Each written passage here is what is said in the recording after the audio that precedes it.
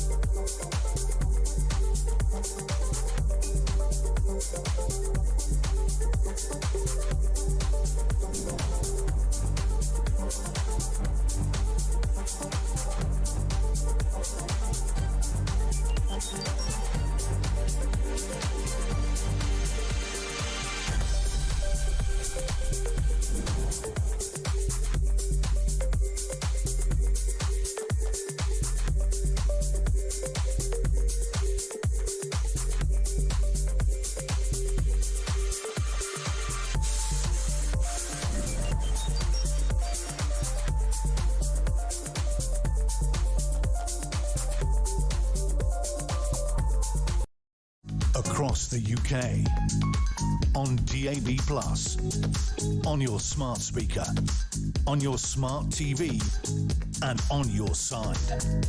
This is Talk.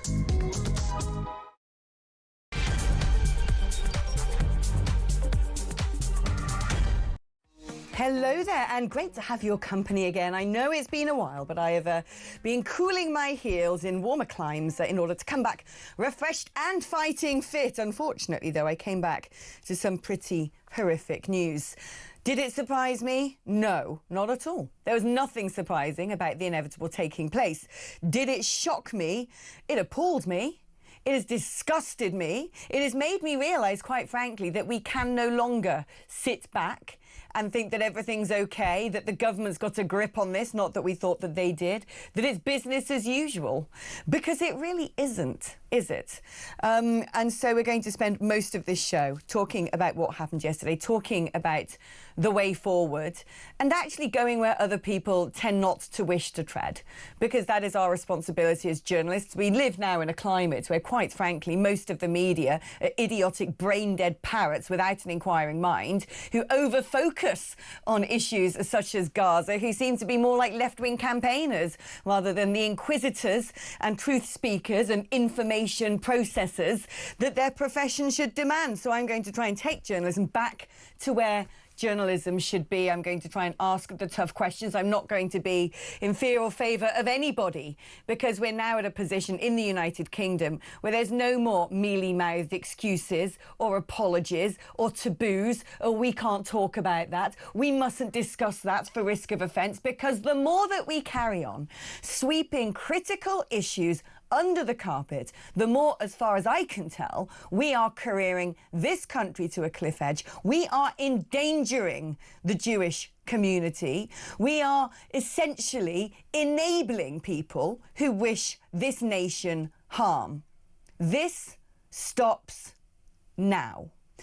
I want your help in this process, so please do give me a call. Let me know your thoughts. Let me know which rocks we should be looking under, which discussions you think we need to be having. If you've read something, if you understand something, if you've got information that isn't being spoken about in legacy news cycles, we're going to try and lift the lid on things. 0344 499 1000 is the number to call if you would like to participate. 0344 499 1000 is also the number to send us a WhatsApp message or leave a voice note on WhatsApp. 87222 is the number to send us a text message. If you're going to do that, please write the word talk before you write the body of your text message. Both of those numbers are your normal network rate, so you're not going to be out of pocket for doing your bit to saving the country. Right, without further ado, let's get on with just that, because there is only one story in town today. The terrorist rampage yesterday, the Manchester Police, Greater Manchester Police, actually getting quite quick out of the blocks in stating that this is a terrorist operation. We already know the name of the suspect, in stark contrast to what's happened in the wake of the Southport massacre. A man who is going by the name of Jihad al-Shami. I wonder if that is his nom de guerre, so to speak, whether that is the name he was born with or a name that he has given to himself latterly, because he wasn't on any sort of prevent watch list. The name, by the way, Jihad al-Shami, means, well, jihad, that concept of struggle, which the Met Police seem to think is, wishy-washy. It might just mean a bit of meditation. It might mean taking up arms. Al-Shami means from Syria. It turns out he indeed did come from Syria as a young man and has been radicalised here in Britain. The idea that we are just importing radicalisation and people might be coming from terrorist countries with terrorist sympathies is perfectly valid, but a big question I think that we need to answer today is how many people are being radicalised in Britain. We've heard warnings from Muslim countries, warnings from Arab nations such as the UAE, telling us, actually, if you want to go and learn how to be an Islamist, Britain is probably a very good finishing school. Let's speak now to Chris Phillips. He is former head of National Counter-Terrorism Security Office and ex-Met Police DCI. Chris, fantastic to have you on the programme. The first question I want to ask you today is, I was listening to an interview with the Home Office Secretary today, who was Shabana Mahmood, who was basically asked, should these pro-Palestine marches continue to go ahead? And as we saw with the previous government, she was buck-passing it back to the Met Police. My understanding is the Met Police have said, we don't want them to go ahead, but don't, as the police have the power to prevent them. Should these pro-Palestine marches be going ahead? Well, it is a simple fact that the Home Secretary has the authority to ban marches. The police are there to facilitate marches in the main, and that's what they do. Now, clearly, there are many people that dislike certain marches and would have a moan about them. The stopgap, if you like, is a march should go ahead unless there's some real reason to think there's violence or it's being used by some group.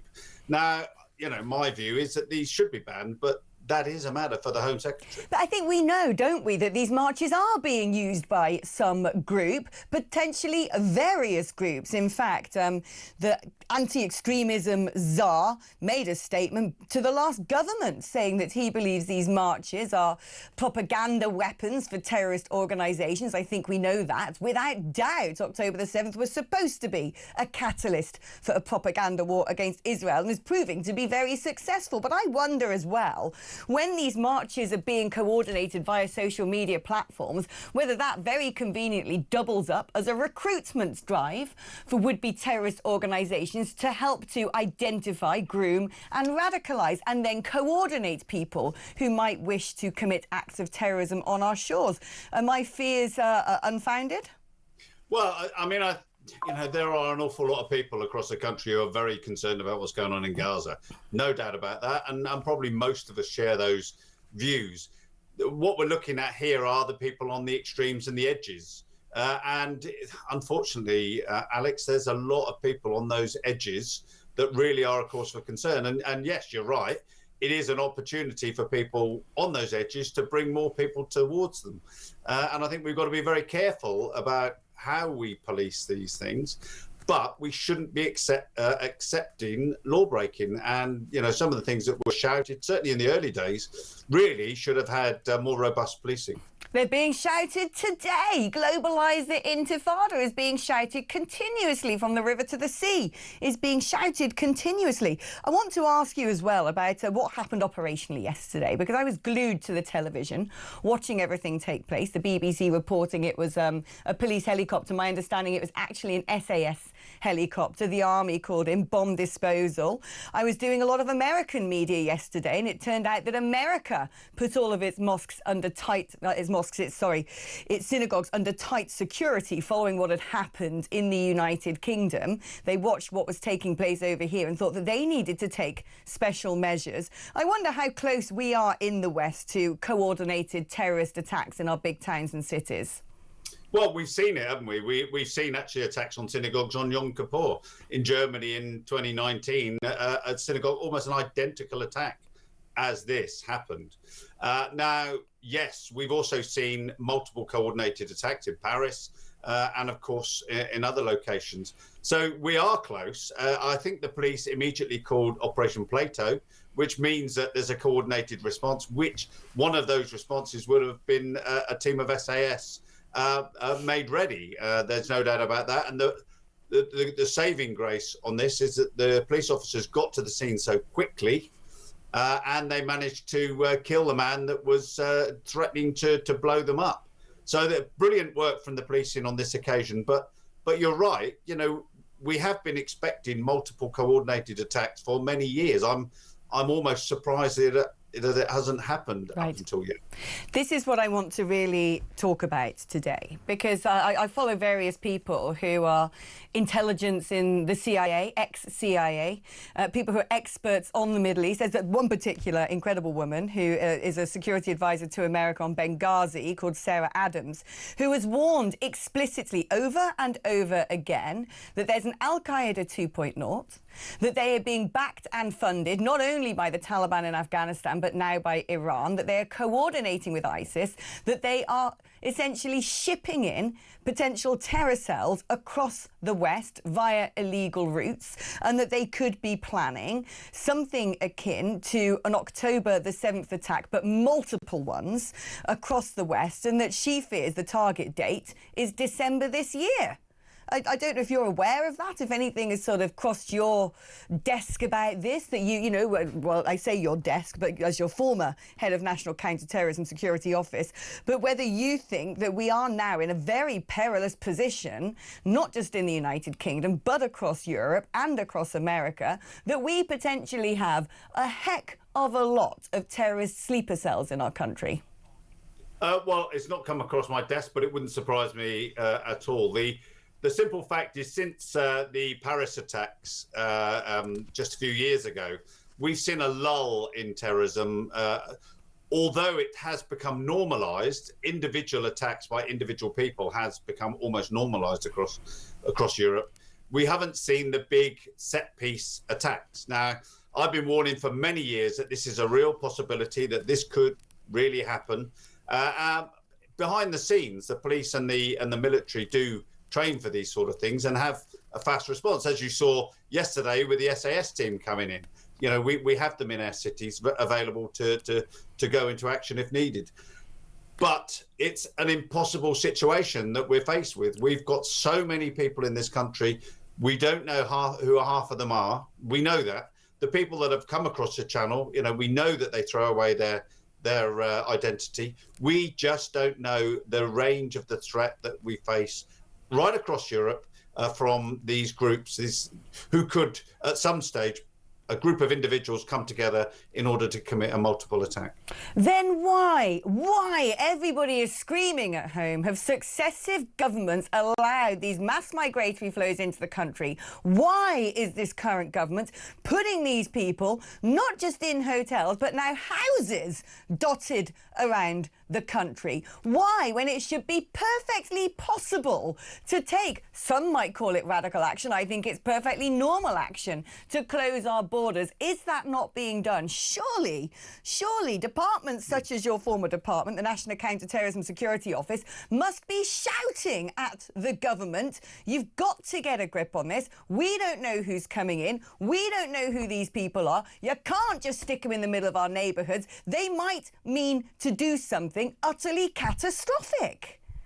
Well, we've had 15 years of weak-willed government, and we're not willing to make the difficult decisions. And luckily, Alex, we do live in a democracy, and this is about the rise. You know, the messages you're putting out there is about the rise of the Reform Party, because the public generally can see what's going on. We're not idiots. The public are not idiots. They see what's going on. But the government aren't. This is what I don't understand.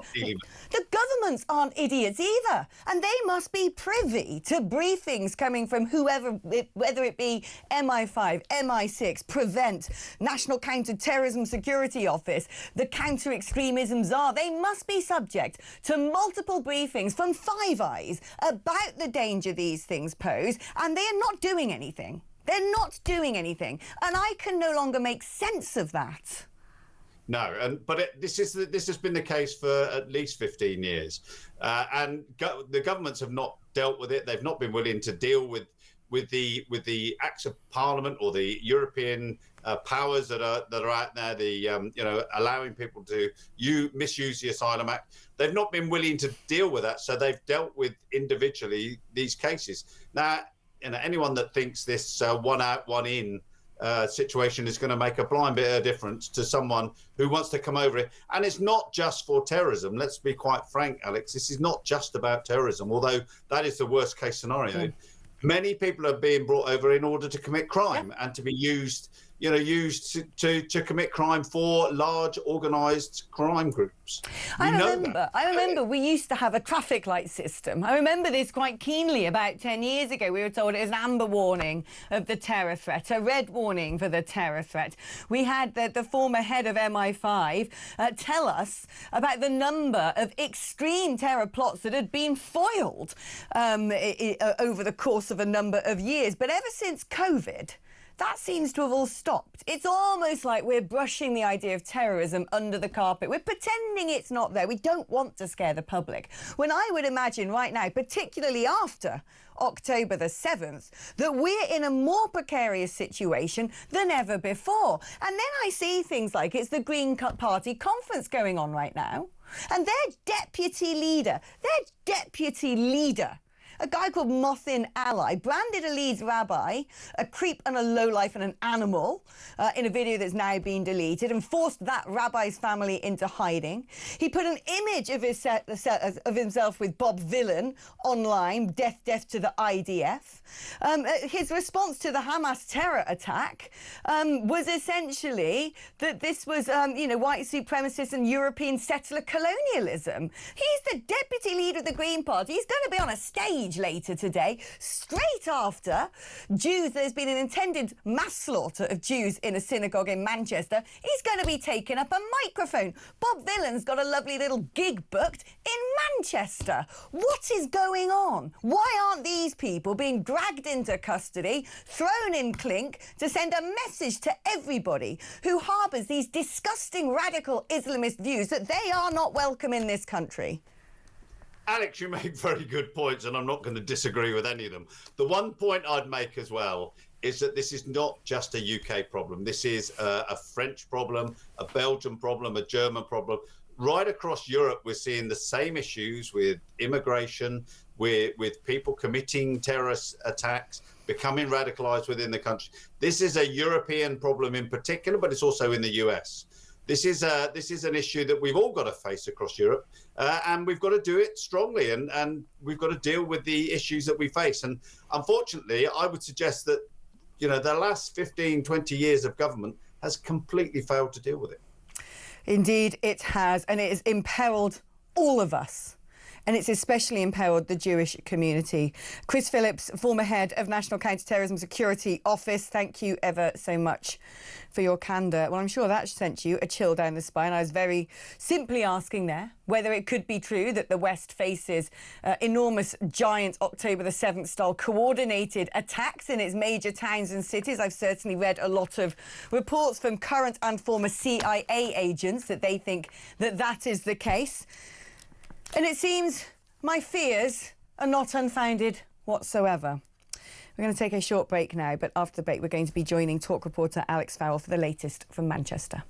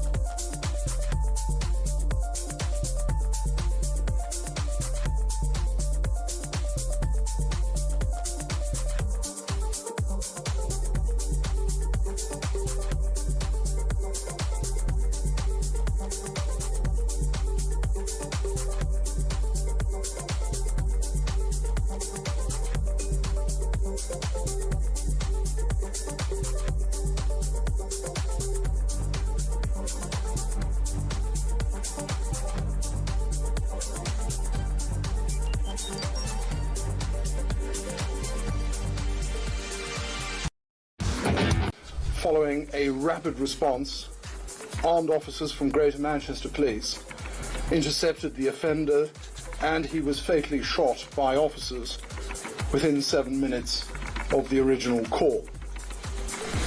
4 further people remain in hospital, having suffered a variety of serious injuries, and their treatment is ongoing, and our thoughts are with them and their families.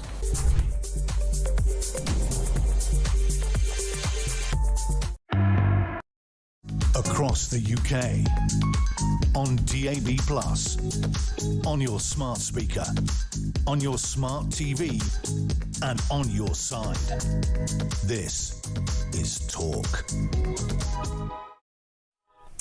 Hello there and welcome back to the show. Let's cross live now to Alex Farrell, Talk reporter who is in Manchester for us. Good morning to you, Alex.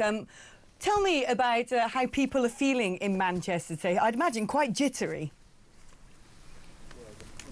Good morning, Alex. Yes, very jittery here. Over 24 hours on from the horrific attack we saw just a few hundred yards behind me. We're on Middleton Road in North Manchester. At the Heaton Park Synagogue yesterday, we saw a man driving a black Kia Picanto hatchback into worshippers as they were on the way to the synagogue for Yom Kippur. As we know, 2 people have died, Alex, and 3 are currently in a serious condition in hospital. Now, I have heard that Keir Starmer, the Prime Minister, has arrived in Manchester, and I believe he is in the synagogue behind us, or at least in our vicinity.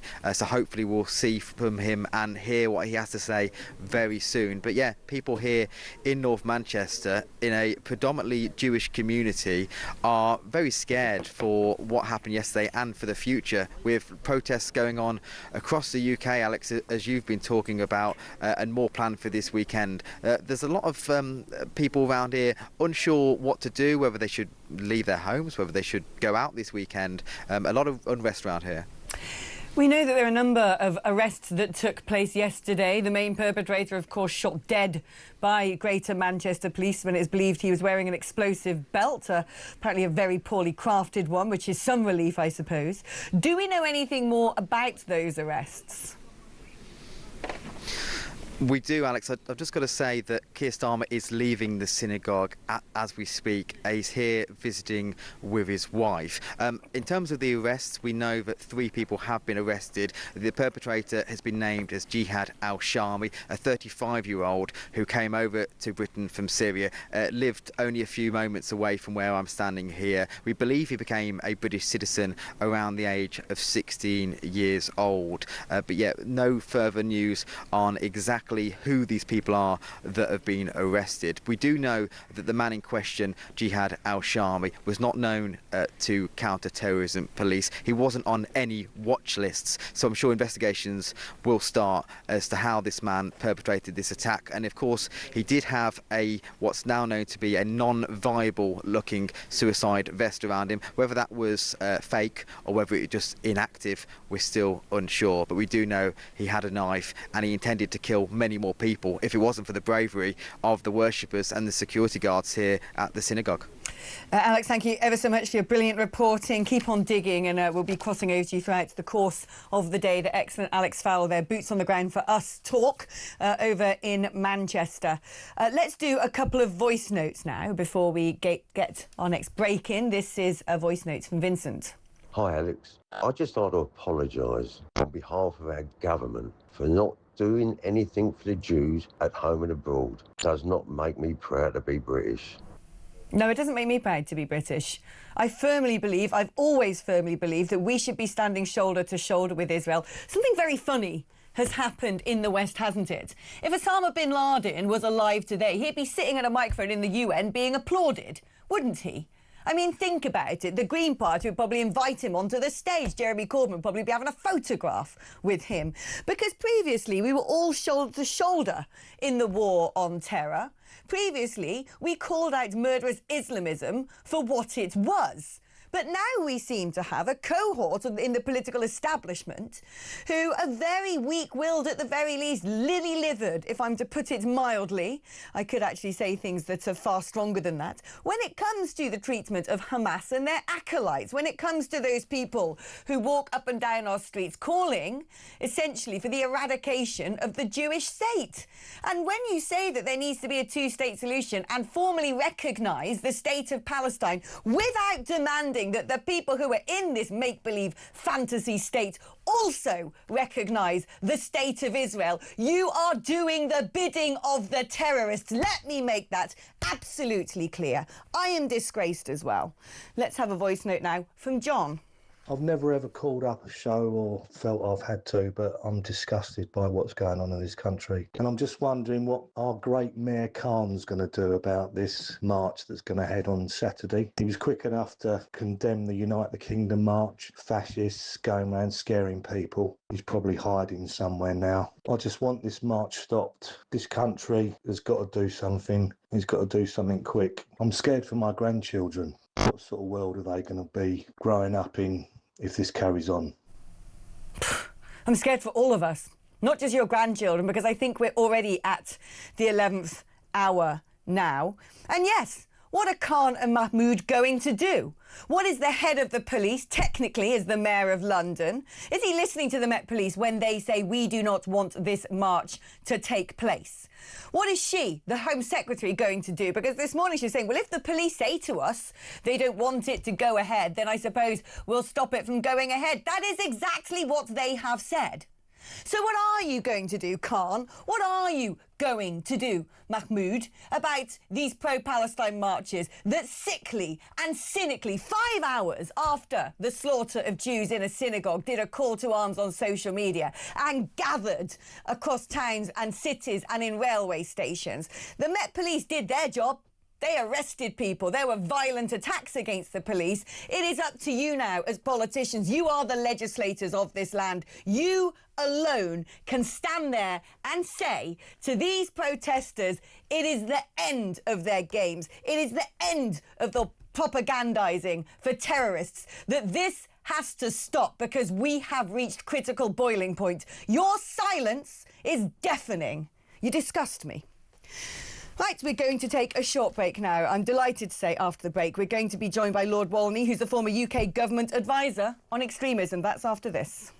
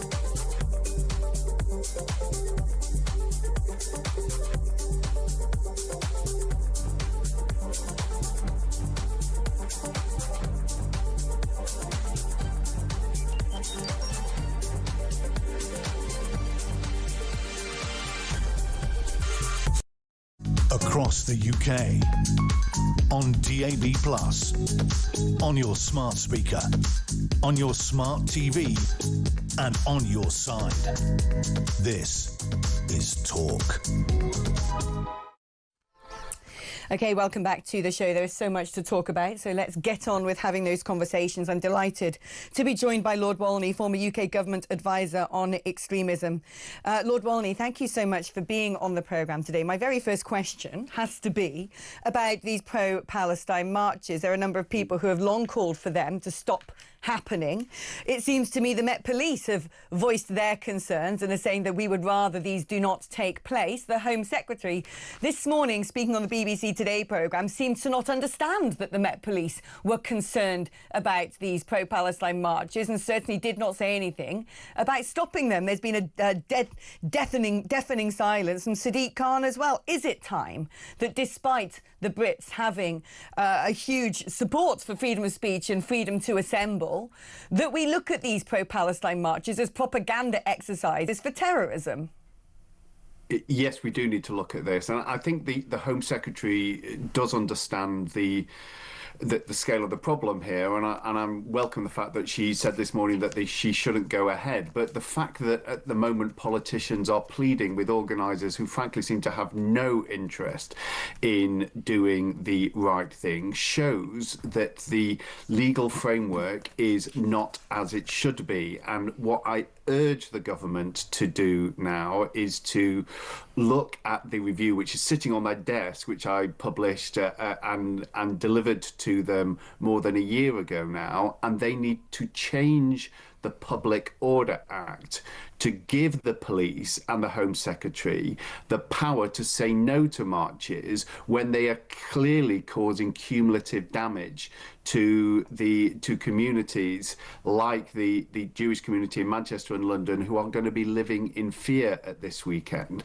At the moment, the law is such that the police can only recommend the power to stop a march if there is a threat of serious public disorder, effectively a riot. Now, I mean, I think on a layperson's interpretation, you could make an assessment that even that high threshold might be met at this weekend. But I understand why that needs to be a proper thought out thing, but it shouldn't take that. There should be the power for people to say, look, you know what? You've had so many of these marches. The Jewish community are hurting. The police resources are needed to protect Jews this weekend. You can't have your march. Let's have a little look, actually, at what happened in Trafalgar Square last night.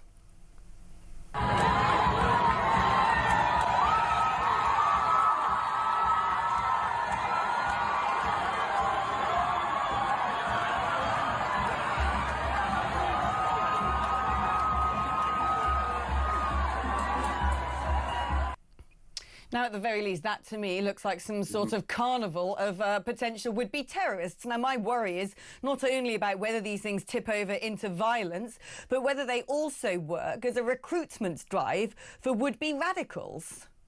Sure, those images look pretty close to serious public disorder to me. And so, you know, let's actually hope that the police can look at this and recommend that the marches are called off on those grounds alone. I understand that these decisions can rub up against freedom of speech, and I think there can be a danger if you take too heavy-handed an approach that actually you end up with the kind of radicalizing effect that we all want to avoid. But this seems pretty clear-cut and common sense.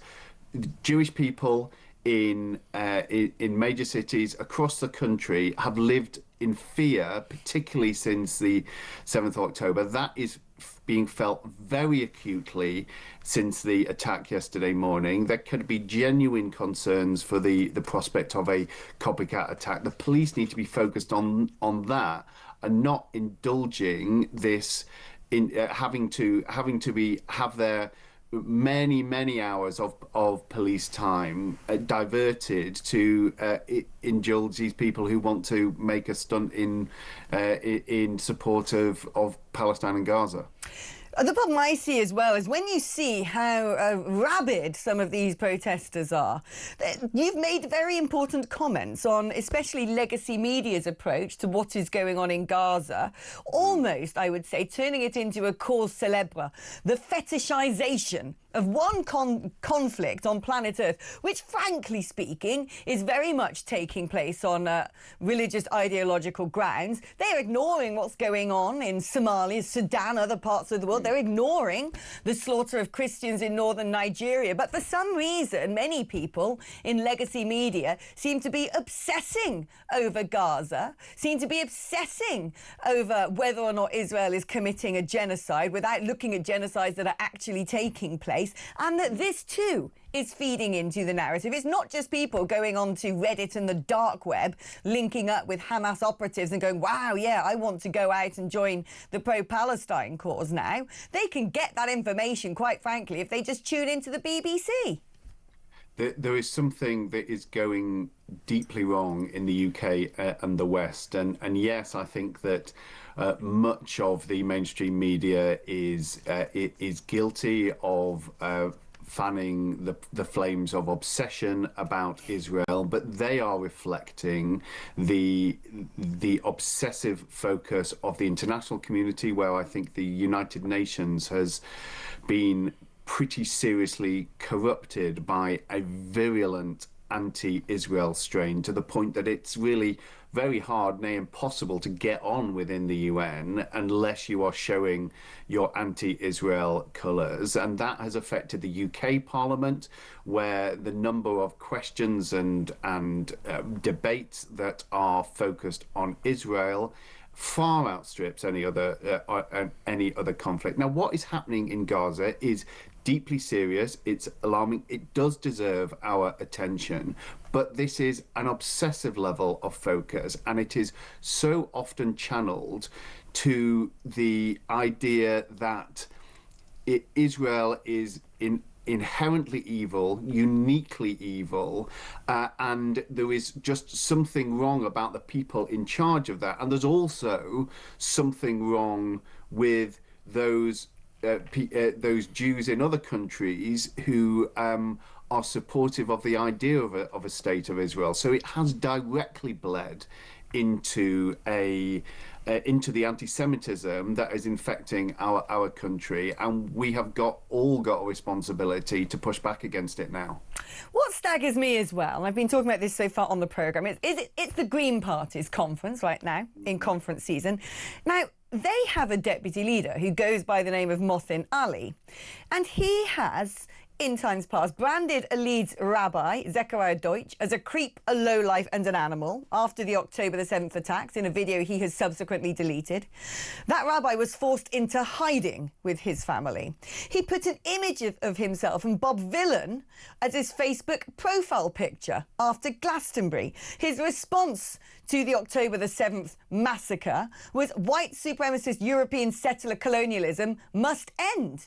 He's the deputy leader of a political party in this country. Now, they might not have many MPs. They've got enough of a following for me to be worried about. This man's about to turn up on a stage holding a microphone. I think he should be dragged down to police cells and questioned. What's going on there?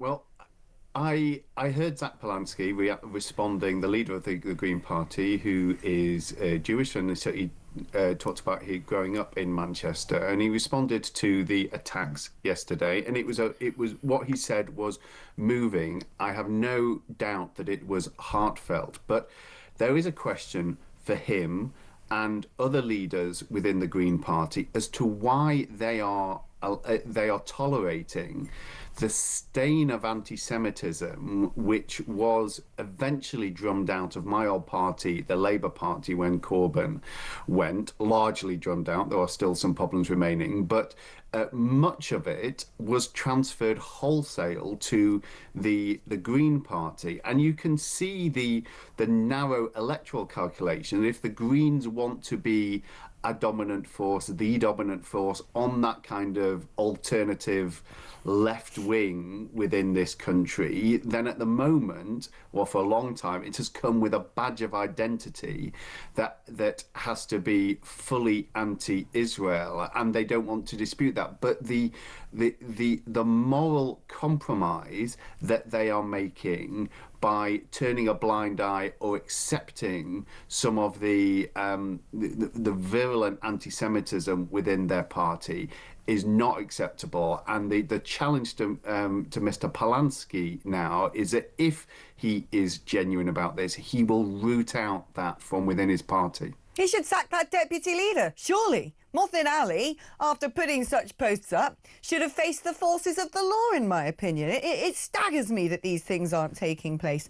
Finally, I've got to ask you, as the former UK government advisor on extremism, how perilous is our national situation today? I do feel that we are in a genuinely perilous situation in the UK. The sense of threat and intimidation to particular communities, the intimidation faced by our members of parliament affects not only them but the whole of the democratic process. Jews are living in fear this weekend. The vast majority of them were they were all deeply saddened by the tragedy. The vast majority of them were not surprised because they've seen the rising threat level, and they fear the return to the dark days that we thought as a civilized country and as a civilization in the West we had left behind us. And so this is a moment for our leaders to show a level of moral clarity that has often been lacking in recent years, to call out the threat from Islamist violence, from those who want to live in our country but do not want to abide by the rules and the decency that we have built up over many centuries. There has to be change from that is driven from the top within our country. Otherwise, people are going to remain more and more at risk, and the level of discontent within our communities is going to grow. Yeah, I do fear that we've reached the 11th hour, and unfortunately all we're getting is the sort of normal vacuous platitudes from our political leaders. Lord Walney, thank you ever so much for being on the programme. We're talking about vacuous platitudes. Sadiq Khan has made a statement of vacuous platitudes. He says now more than ever, Londoners from all communities must stand together, show allyship to our Jewish friends and neighbours, and be united in our rejection of hatred. All right. Voice concerns about the pro-Palestine marches. I dare you. Come on. Go on, Sadiq. As Mayor of London, you are technically the Police and Crime Commissioner for London.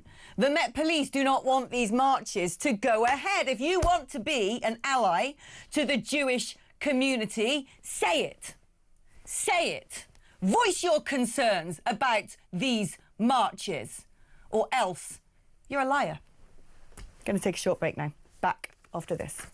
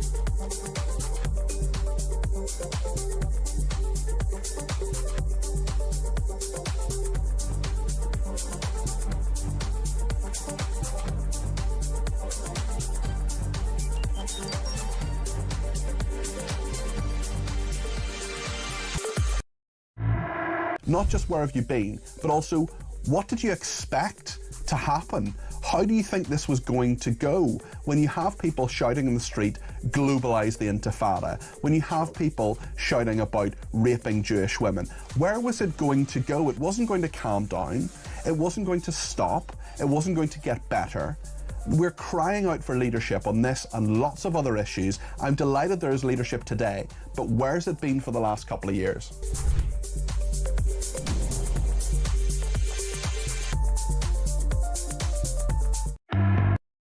Across the UK, on DAB+, on your smart speaker, on your smart TV, and on your side. This is Talk. Welcome back to the show. Now, pretty strong words yesterday from the Israeli government on what has taken place in the United Kingdom. Very much pointing the finger of responsibility to the top. I don't blame them. Let's speak now to Yosef Haddad, an Arab-Israeli journalist live in Israel. Welcome to the programme. How much attention has Israel paid to what has taken place in Manchester? How concerned is Israel about what is going on in the United Kingdom? Well, Alex, first of all, thank you for having me again on your show. And I have to tell you, when it happened during the most important holiday in Israel, which is Yom Kippur. So the majority of Israelis did not even know that up until the evening. And once the majority of the Israelis know what happened, they were absolutely terrified. They were terrified because they know that terrorism around the Western world are growing because of the terror supporters and the terrorists that flooded the West.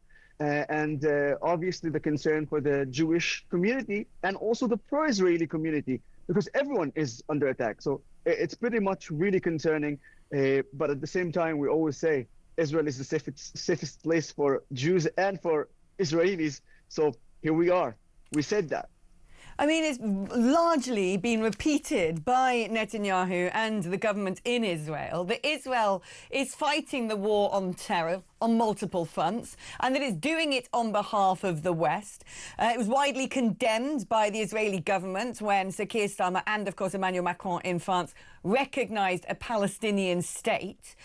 It must be deeply, deeply worrying to see people who should naturally be allies of Israel essentially not just turning their back on the fight against terror that Israel is leading, but actually in many respects go against those efforts.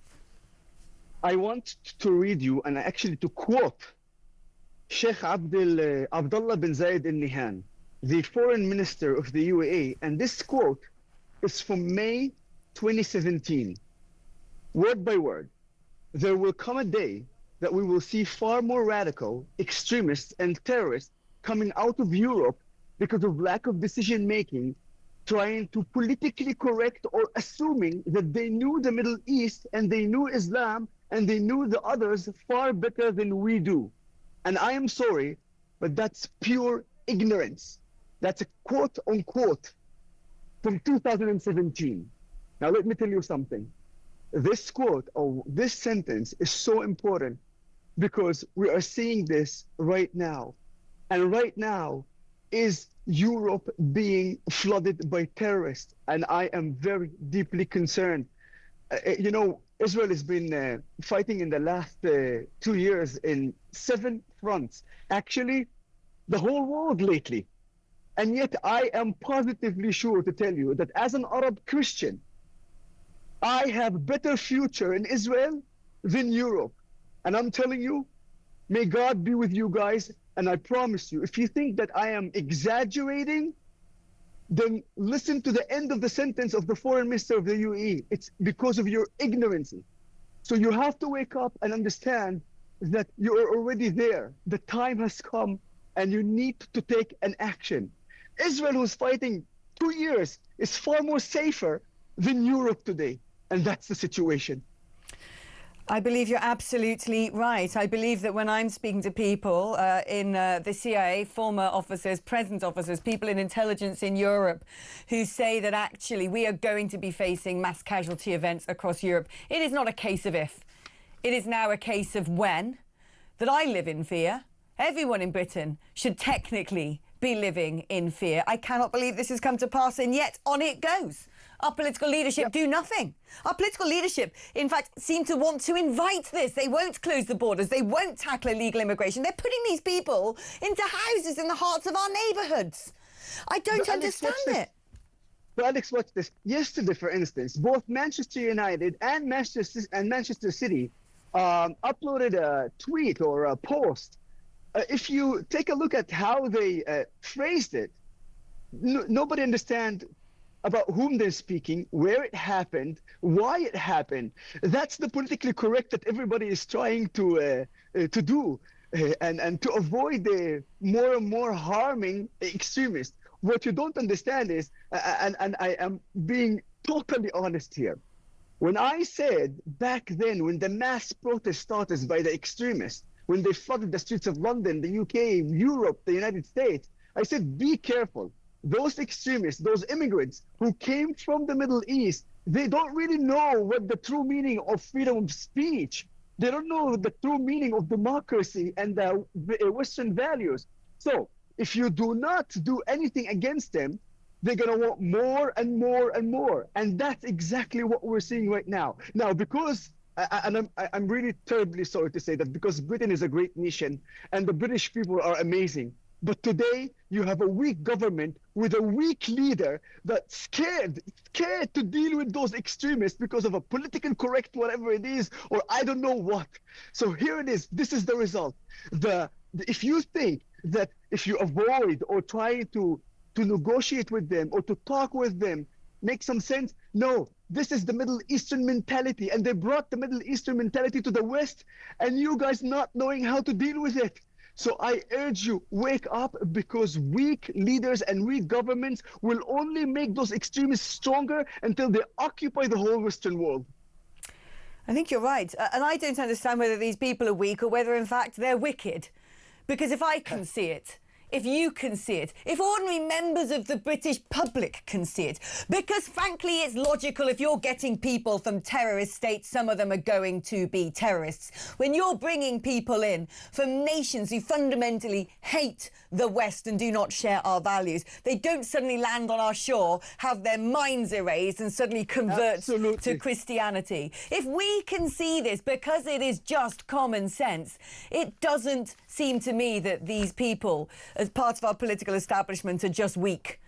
Because if we can see it, they can too. And Alex, during the first hours of the attack in Manchester on a synagogue, I heard that some reporters on BBC and Sky News said either it's a far left, maybe, or someone with mental illness. This is exactly the justification that they said it was far right. They said it was far right. It's always people on the right wing of politics who are behind these attacks, isn't it? Thank you for correcting me. I actually meant the far right, not the far left. I actually meant the far right. And of course, with mental illness, as if like they're excusing it time after time. Stop excusing terrorism. Stop excusing extremism. Stop excusing those people and start dealing with them. Send them to jail or deport them back to the Middle East. He's a Syrian by the name of Jihad. Jihad. Do you understand that? Wake up, please. Yosef, thank you ever so much. Do you know, it's one thing when I'm here ranting and shouting in desperation about what is going on in the United Kingdom. It's quite another, and it sends absolute chills down my spine when I hear other people in other countries, from the wonderful Yosef Haddad there to J.D. Vance in America, shouting the same thing at Europe. Wake up, because what's going on in your nations is going to be the end of your nations, and I feel like that. I really feel like that today. Right. Do let me know your thoughts on everything we're talking about today. 0344 499 1000 is the number to call. You can also send me a WhatsApp on that number. You can also leave me a voice note on WhatsApp, which I'd be delighted to play out. 87222 is the number if you'd like to send this show a text message. If you're going to send a text, you have to write the word talk before your message. Now, both of those numbers are charged at the normal network rate, so we're not going to cost you a dime. I think it's about time we all got together and tried to make this government wake up, tried to make the establishment wake up before it's too late. Right, taking a short break. Back after this.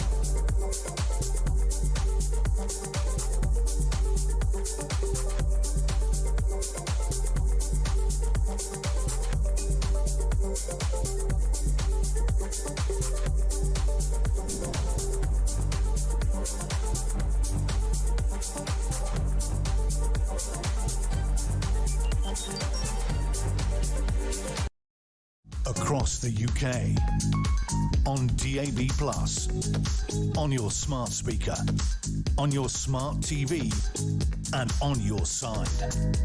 This is Talk.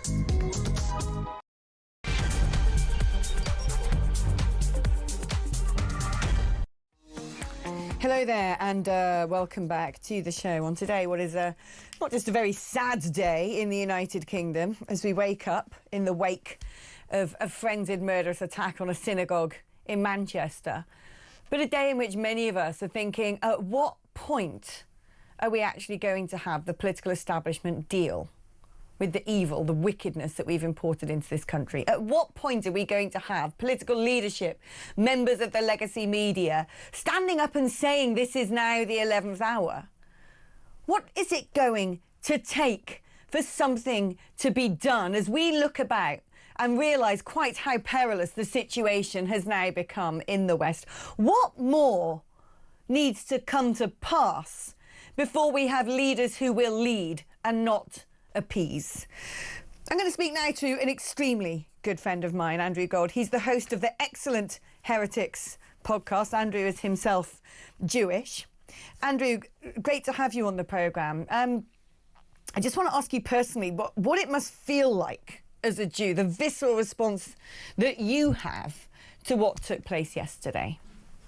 Well, yeah, I suppose obviously shock and fear. I'm an atheist. I'm not into all that stuff, but a lot of my family, they go to synagogue, particularly on the high holy days as they're known. So, I was just on the phone to my parents as they were on their way to synagogue, and then the next thing we knew, that had happened, an attack. But look, this is something that is not a huge surprise. We all knew that it was coming, and it will happen again many, many times. And then everybody will start saying, oh gosh, oh, isn't this terrible? And this person doesn't stand for Islam, and oh, this is, something about Israel, and blah, blah, blah.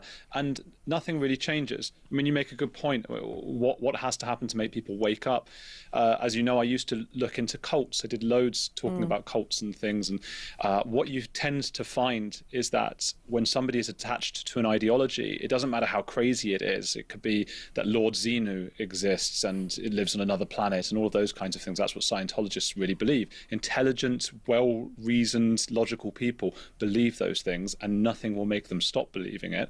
So something like multiculturalism, which I think many of us will now see as to blame for rising anti-Semitism, rising homophobia, rising attacks against women. I think it's as mad as it is, it's much more reasonable than Lord Xenu, right? So it's going to be much harder to get a group of elites who don't understand the real world to go back and say, gosh, maybe our entire belief system was wrong. Maybe this is actually this idea of love and rainbows and hand-holding is responsible for abject horror. Well, they're not going to do it. I'm telling you, they're not going to do it. So I don't know what needs to happen. I think an entirely new political establishment needs to come to the fore. We've got some rather disturbing breaking news. The Home Office pathologist has advised that he's provisionally determined that one of the deceased victims, that is an attendee of the synagogue, would appear to have suffered a wound consistent with a gunshot injury. Now, it's currently believed that Jihad al-Shami, the perpetrator, was not in possession of a firearm, and the only shots fired were from Greater Manchester Police's authorised firearms officers as they worked to prevent the offender from entering the synagogue and causing further harm to the Jewish community. It follows, therefore, that subject to further forensic examination, this injury may sadly have been sustained as a tragic and unforeseen consequence of the urgently required action taken by officers to bring the vicious attack to an end. Upsetting, disturbing news. It seems that there is a picture emerging now that one of those deceased who was attending synagogue was shot, and that shot was unlikely to have come from Jihad al-Shami, as it is believed he was not in possession of a firearm. And so at this stage, one must draw the sad conclusion that the police themselves may have accidentally shot somebody who was not the perpetrator. Very upsetting development. We'll let you know more on that as it emerges. Let's go back to Andrew. You were right about the idea of brainwashing. And what is alarming me, what we saw yesterday in the wake of this horrific attack, was the pro-Palestine lot deliberately, sickly, sinisterly, cynically putting out a call to arms, essentially, and gathering in train stations and city squares to shout their disturbed rhetoric, their anti-Israel chants, looking like they were enjoying a gleeful carnival atmosphere. And then this morning you have the Home Secretary failing to turn around saying that she would take measures to ban more of these marches. Sadiq Khan as well, deafeningly silent on whether he would do the same. The Met Police, meanwhile, urging people not to attend these organised demonstrations. I cannot understand whether we have a political establishment who put out these kumbaya platitudes because it's all they know, because they're idiots, because they're weak-willed, or whether or not we should be looking at these people and thinking, you can't be more stupid than I am. You must be getting briefings from intelligence agencies and counter-terror analysts and advisors. You must have the security services give you documents telling you the sort of threat level now that faces the United Kingdom. And yet you continue to do nothing about small boat crossings. You continue to do nothing about these demonstrations that clearly must work at the very least as recruitment drives for would-be radicals. I don't understand what we're dealing with now with our political establishment, and I want to know whether you have any thoughts on the likes of Khan, Mahmoud, of Starmer, and why it is that they seem to just stick their fingers in their ear. They will stand up after the Unite the Kingdom rally and say, this is far-right thuggery, this is dangerous, this isn't welcome in Britain. But they're not saying that at all. Yet, about these pro-Palestine marches, when we know they're shouting things like globalise the intifada. Why? It's a really difficult one because, you can't, I mean, that's obviously incitement to hatred or to violence, and at the same time, I feel really conflicted because I don't like the idea of saying to people, oh, you can't gather and organise and chant for something that's important to you in the street. That's a fundamental British right. It's a very British thing.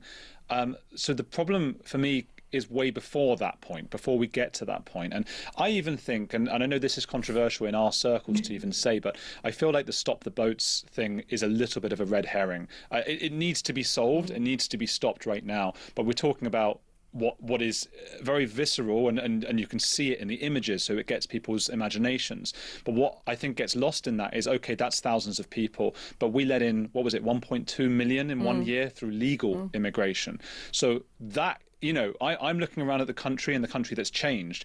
Yes, it is more dangerous, particularly in certain streets, because of the boats and the illegal people. Illegal people, you're not supposed to say illegal people, but they're people who are doing things that are illegal to get to this country. The issue here is that we've got, as I said before, a brainwashed aristocracy and elites kind of people who really, really, really believe deep down that they're doing some sort of good by bringing in people from countries that we know, according to Pew Research, and I state these facts all the time because people don't actually understand quite how bad this is. But let's say Pakistan, for example, 99% of people in Pakistan have unfavourable views of Jews. This is a similar number in many countries across the Middle East. Those are countries that for some reason we seem to choose to take in not several thousand, which would be just utterly scary for Jewish people, for gay people, for women in this country, but millions from these countries, just like, hey, whatever, let's just take these people in. So yes, the boats, that stuff has to stop yesterday. However, the legal immigration, that is mad. And I don't know what we do now, because we've got a situation where we have a liberal country and a liberal idea of you can protest and whatever, you know. But unfortunately, we have millions of extremely illiberal people taking advantage of our liberal values. I tell you what should send a shiver down your spine, Andrew, and that is Sarah Adams, who I follow very keenly, a CIA intelligence officer and advisor to the US government on Benghazi, has said on the record that actually what organisations like Al-Qaeda are doing is using some of these government schemes and legal routes to ship in terror cells. We have just had revealed to us that we are importing 27,000 Afghans. And we don't know who many of them are. Some of them are allowed to bring family members, numbering 100 people. And that she is saying, as someone who's part of the CIA, that the Taliban are using that to send terror cells to the West. It staggers me. She's someone you really need to get on your podcast, by the way. She's fantastic. Oh, yeah. Well, message me after about that. I just think we're at a point where it's very difficult to see a way out. Even if Farage gets in, or if Ben Habib gets in, or whoever it is, I just cannot see what they can even do at this point. We're in real trouble. And I don't want to just be negative. I know people will be listening and watching going, where's the positive here? What can we do? What can be done? It is just a fact that multiculturalism has failed.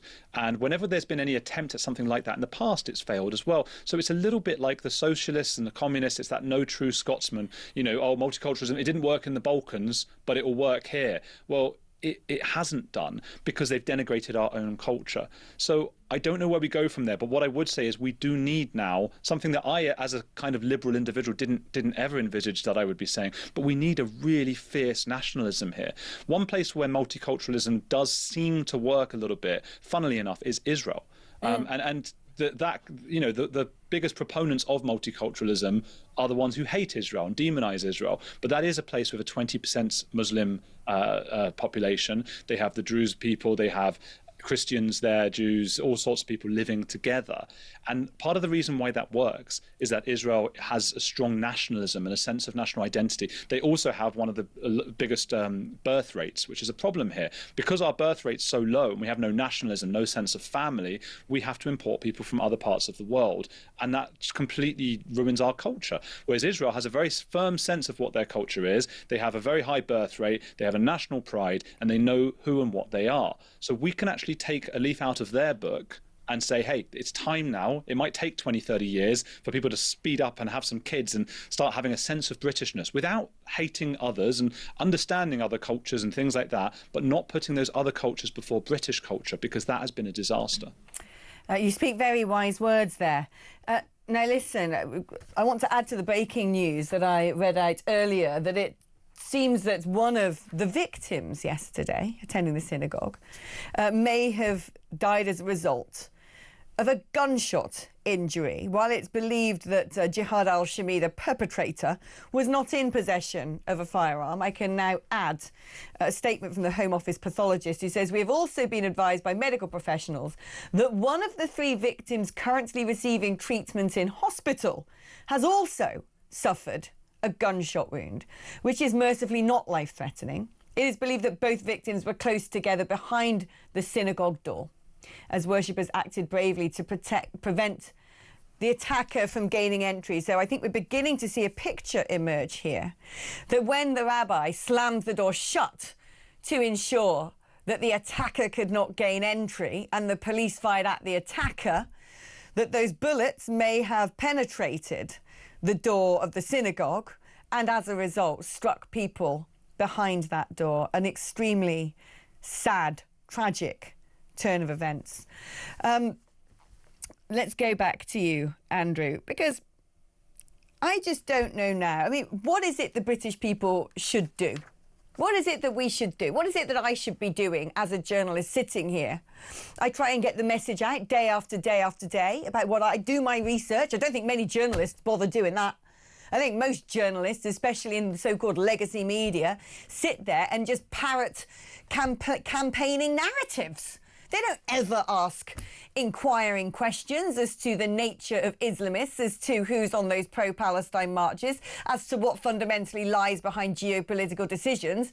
Most of them are brain-dead, aping idiots who just seem to want to, in their woke circles, have the right sort of ideologies. I try and do my bit as a journalist to actually dig around in my own time obsessively to find out what's going on and then stick my head above the parapet and say it, even though it might be deemed unfashionable, even if it might mean the end to my career, because I think it's worth it. But what is it that the general public in Britain can do? Because we haven't got an election on the horizon. I mean, we could all join marches and go up and down the streets, but it didn't do anything last time. The government just turned around and called them all far right. Well, they can continue voting for, and in the polls, going for reform and or advance or anything other than the main parties that have led us down so badly with immigration and with national pride.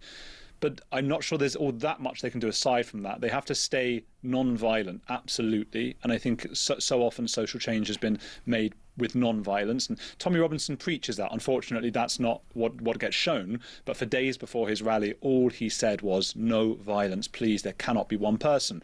Unfortunately, some protesters got involved. They were violent, and it got blamed on Tommy and the usual narrative. So there is something that you and I can do, I think, in our positions, Alex, and many other journalists and people with YouTube channels or whatever it might be, and it's not really spoken about enough. But I think there is a huge, huge level of influence from the celebrity class. But a lot of celebrities actually watch your show. A lot of celebrities watch my show.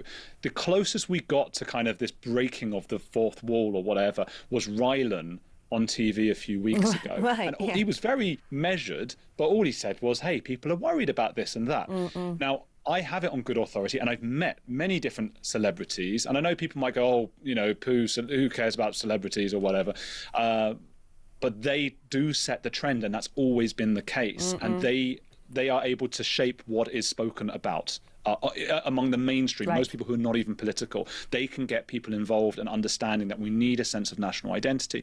So what I would say to you, to me, to others, is start talking to some of these people, the Rylans of this world, and just try and make them understand a little bit that, hey, you've been caught up in a kind of ideology here that's no different to socialism and communism in terms of the outcomes here, and just try to get more of them to feel that it's acceptable to speak out. And I think that's the best we can do right now. If you have a platform, you have a responsibility, and it's time for any of those who might be sitting there thinking, oh gosh, if I turn round and say I like Brexit, if I turn round and criticise multiculturalism, I might not get a job in the future. Oh, I might not be invited onto Celebrity MasterChef. I won't be able to line my bank account. Well, is what I say to them.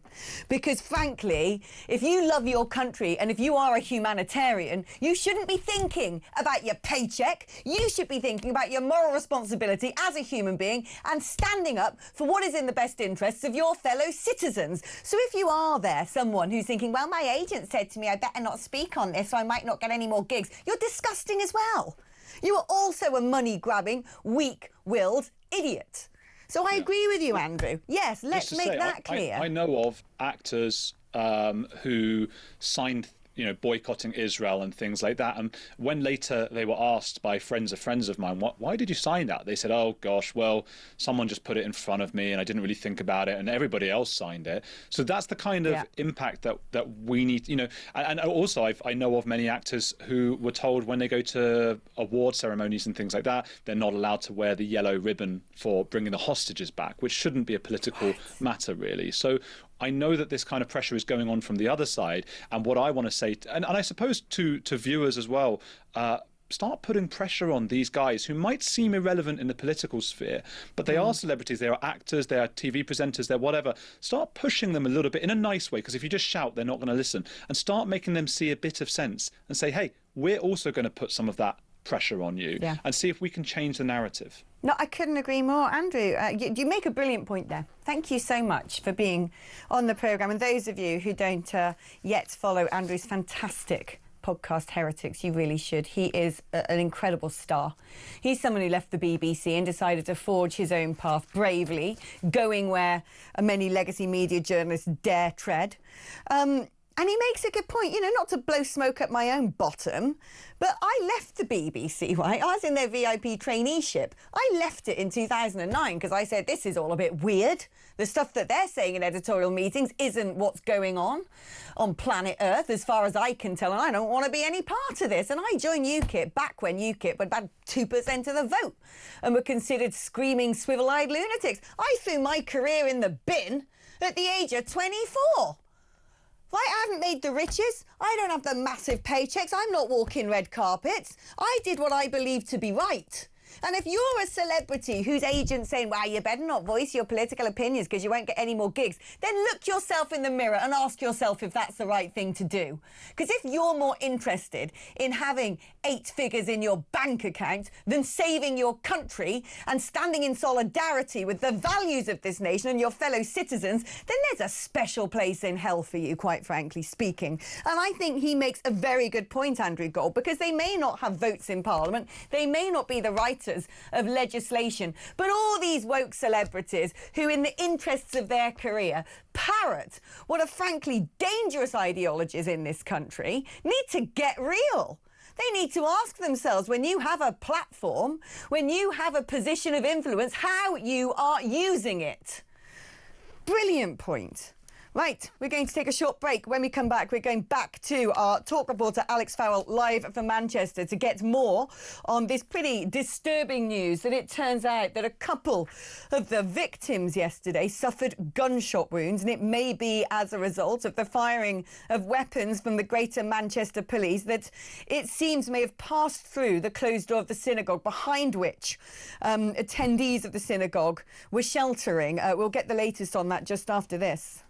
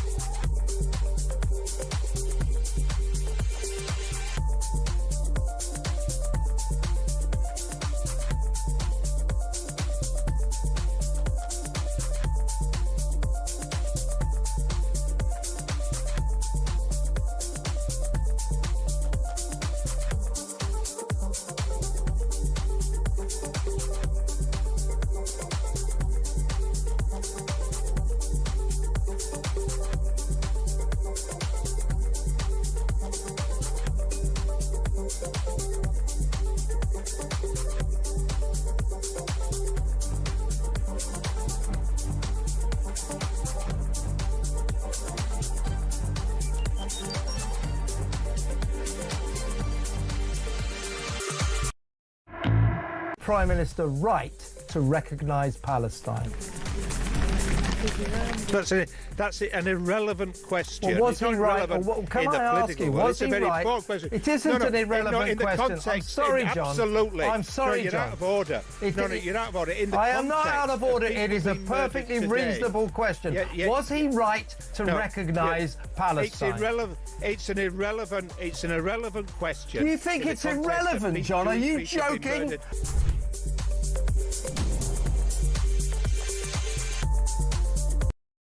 Across the UK, on DAB+, on your smart speaker, on your smart TV, and on your side. This is Talk.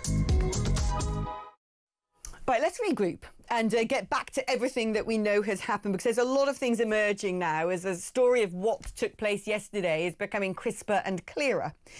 There have been new details emerging of some of the victims. One of the hospitalised victims, who thankfully is not in a critical condition, appears to have suffered a gunshot wound. One of the deceased victims also appears to have suffered a gunshot wound. And it appears at present that there may have been gunshots that went through the door of the synagogue. The rabbi slammed that door shut as Greater Manchester Police fired at the attacker, believing he had a bomb on his person. And it appears, we don't know yet entirely, but it appears that those gunshots may have penetrated the door of the synagogue that the rabbi had slammed shut and struck a couple of people, one who has tragically passed away, the other who is in hospital but isn't in a critical condition. That information is coming from the Home Office pathologist, so we await to hear more details. There's also been a statement of the family of the attack suspect. I don't know why we're still using the word suspect. Got video footage of the man. Anyway, so we must. The family of the attack suspect, who has been named as Jihad al-Shami, which means jihad from Syria, has said they strongly condemn the heinous act. All right. They condemned what he did. Funny name you gave your kid, by the way. I want to remind you people, I've had a big shout and rant before the break about the so-called legacy media. You know, when people say mainstream media and all this, I think we're mainstream. I think that lot are the kooks. That lot seem to be left-wing campaigners and don't seem to be journalists at all. So I don't want to use the word mainstream media because they're not mainstream. They represent the 2% who like radical left-wing ideologies. Those of us who are journalists and work for organisations that do proper journalism, that are able to exhibit critical thinking and bravery. We did a piece here at Talk. Our brilliant news editor, Ricky Freelove, did excellent research 2 years ago. And I said to my team, do you remember that piece that Ricky put together 2 years ago? We really should play it today, because Talk conducted an investigation which unearthed footage of hate preachers here in several UK mosques calling for Jewish people to be killed. Ricky found footage online of imams in this country calling for Jews to be killed. That information was passed on to police forces around the country. I want to remind you all of that brilliant report. Let's have a watch. Allahu Akbar. A sermon at the Redbridge Islamic Centre in Ilford. The speaker prays with his congregation in Arabic to curse the Jews and the children of Israel. talkTV had the recording translated twice independently. It's voiced by an actor. O Allah, curse the Jews and the children of Israel. O Allah, curse the infidels and the polytheists. O Allah, break their words, shake their feet, disperse and tear apart their unity, and ruin their houses and destroy their homes. And from London to Liverpool. If the 2 billion just marched on Israel, it's all over. They spat in the direction of Israel, 2 billion, it's all over. To Birmingham. The stones will speak and say, "Oh Muslim, behind me there is a Yahudi, come and kill him." Preachers at mosques across Britain have been filmed calling for victory for Hamas. Oh God, heal our hearts regarding the usurping Jews and in every enemy of you and the Muslims. O God, limit their number, kill them indiscriminately, and do not leave any of them alive. O God, our Lord, disperse them, weaken their strength, shake the ground beneath their feet, and freeze the blood in their veins. Make them captive to the Muslims. And stoking hatred against Jews and Israel with alarming anti-Semitic rhetoric. O Revenger, revenge from the oppressive aggressor occupying Zionists. O Allah, shake the earth beneath them. O Allah, limit their number, kill them indiscriminately, and do not leave any of them alive. Rhetoric that in some cases is as violent as that of Abu Hamza, the known hate preacher who delivered sermons at Finsbury Park Mosque before it was shut down and who was deported from the UK. In Greenwich, this speaker ended his prayers with calls for Allah to grant victory over the enemy. The Met said while it understands the footage raised concern in Greenwich, no offences had been committed there. Jewish groups, though, say that police aren't doing enough and are calling for prosecutions in some cases, warning that some of these sermons could lead not only to hate crime, but extremism and even terror. There is no difference between the rhetoric in the Hamas Charter and the rhetoric that is on display in these videos. They are utterly hateful, they are violent, and they are a threat to both Jews and non-Jews in this country. There is a real risk of more than just one person being encouraged by this rhetoric to go out and take action on the streets. And we've seen how bad that can be in the past. talkTV has confirmed that police are assessing video evidence from 4 of the 7 mosques we've highlighted. The Charities Commission is also examining some of the footage, as the majority are also linked to registered charities, meaning they receive taxpayers' money. In a statement, they said, "We are aware of a significant number of serious concerns, which largely concern allegations of anti-Semitic or hate speech. We're assessing them, and if there has been any wrongdoing, we'll take action." talkTV reached out to all of the mosques and figures featured in this report. Redbridge Islamic Centre declined to comment directly to us, but previously said it launched an immediate investigation and decided that the imam will not be allowed to address worshippers again until it's concluded. No other mosques responded. I mean, look at that. 2 years ago, this brave station conducted that investigation themselves. We're not MI5, we're not Prevent, we're not the police. But we managed to go online and find 7 mosques connected to charities receiving our money who were calling for the death of Jews, and we warned that this would potentially lead to the death of Jews. Now, we handed all of that, all of the investigations, to police forces around the country. No further action was taken.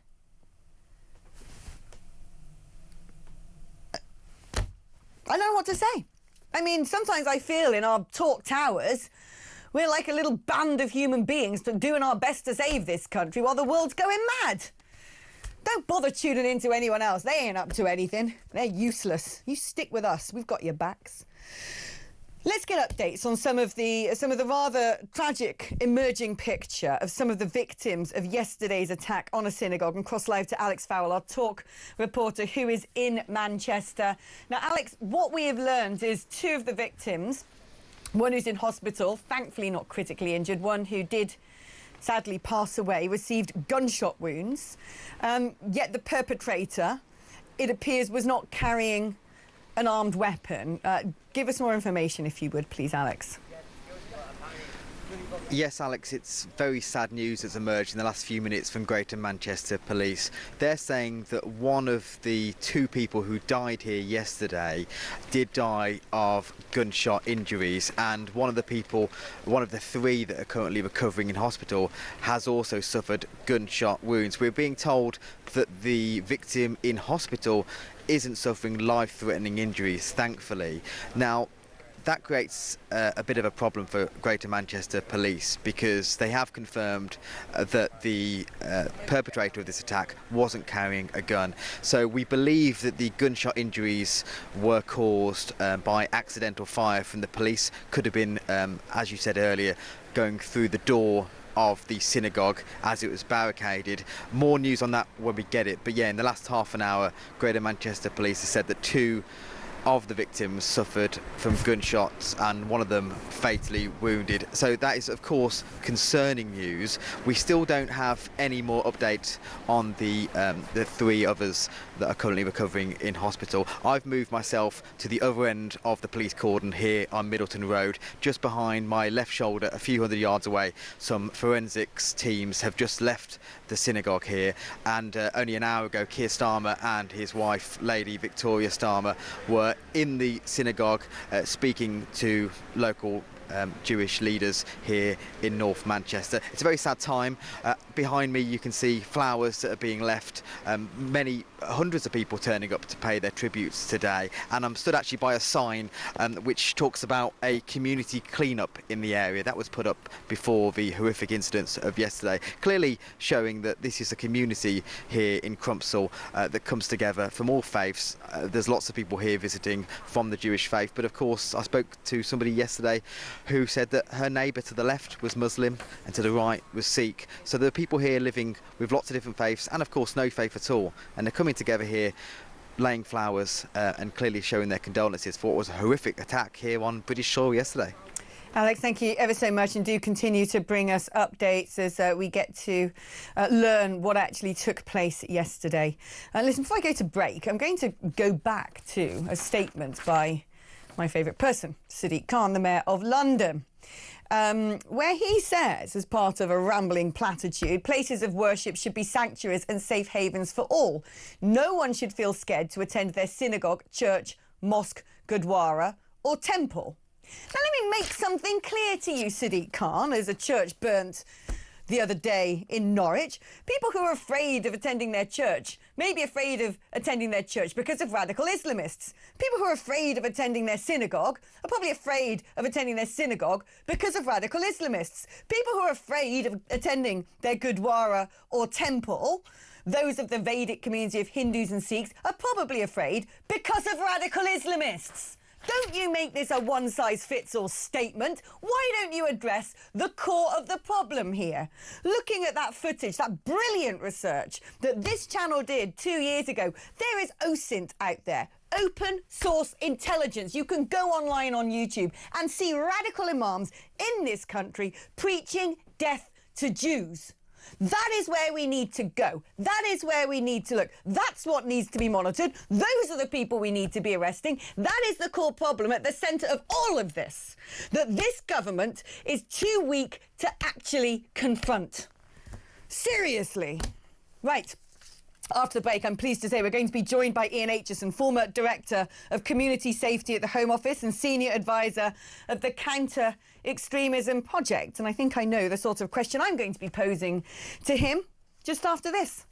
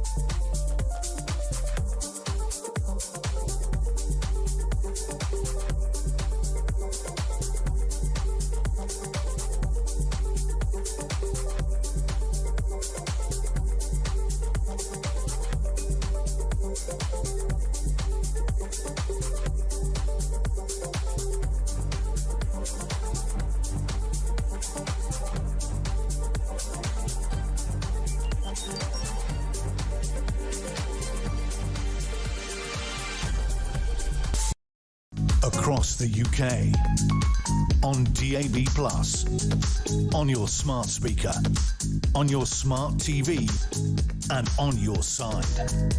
This is Talk.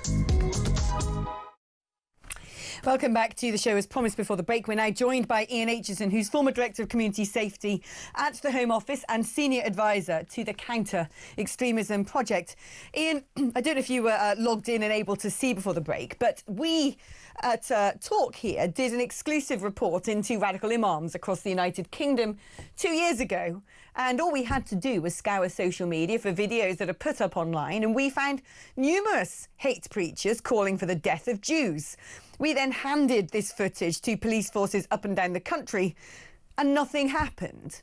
Now, we don't know much about the perpetrator of yesterday's horrific attack against a synagogue. But what I want to ask you is it time that we didn't rest on our laurels anymore, that we actually focus quite intently on what is being said in mosques around the United Kingdom, and if necessary, take action? Well, good morning, Alex. It's clear that what we must get our protective agencies, the police, the prosecution service, the courts, the security service to focus on is where the risk emanates from. And I did catch some of the comments that were made before the break.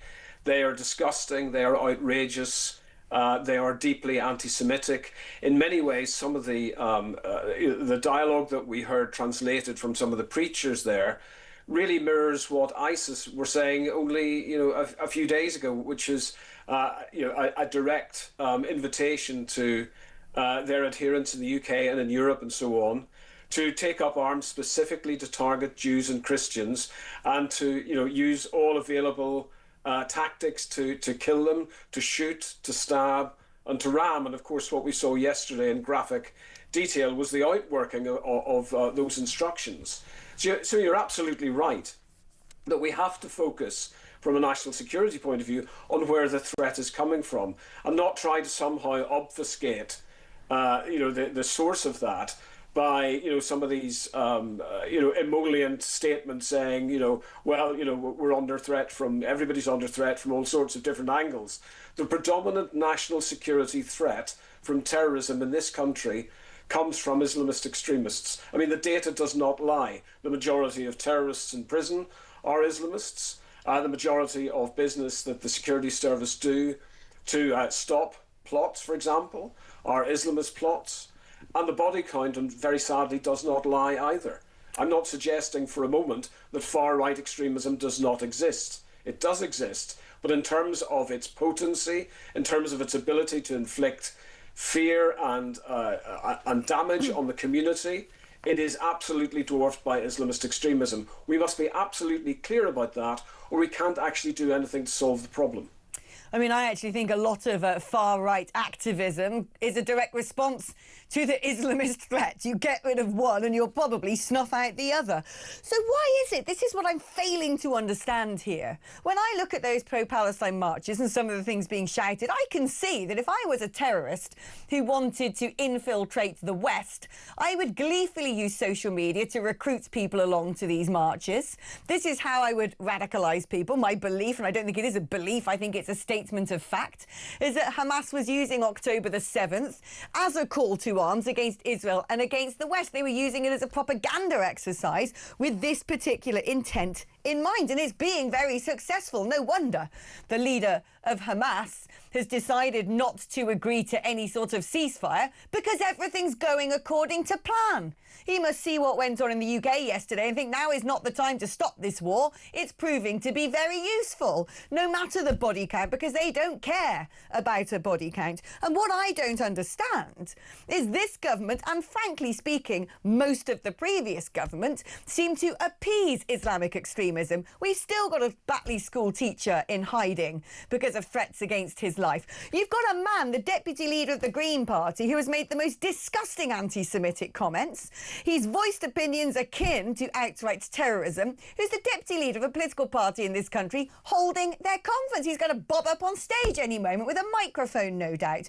And yet the police seem to have time in their busy working days to go and knock on people's doors because they put out a tweet on something that, frankly, frankly, most of us don't find offensive at all. And when they're asked, will you look at this radical imam who's calling for the death of Jews, nothing's done. I don't understand. I cannot stretch my mind to comprehend how this is taking place.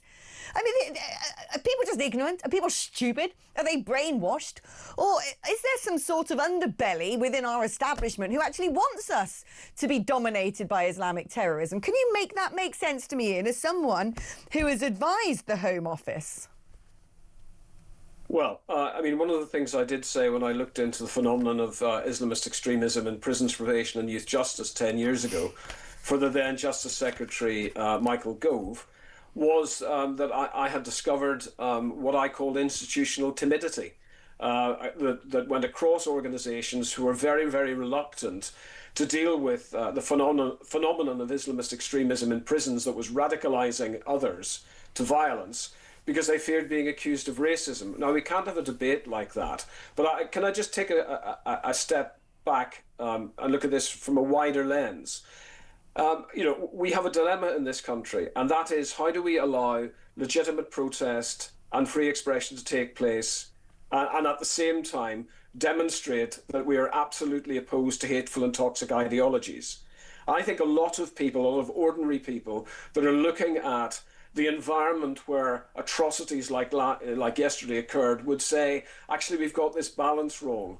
We are allowing people to be radicalised by constant pro-Palestinian marches, for example, that are clearly and have been infiltrated by terrorists and extremists.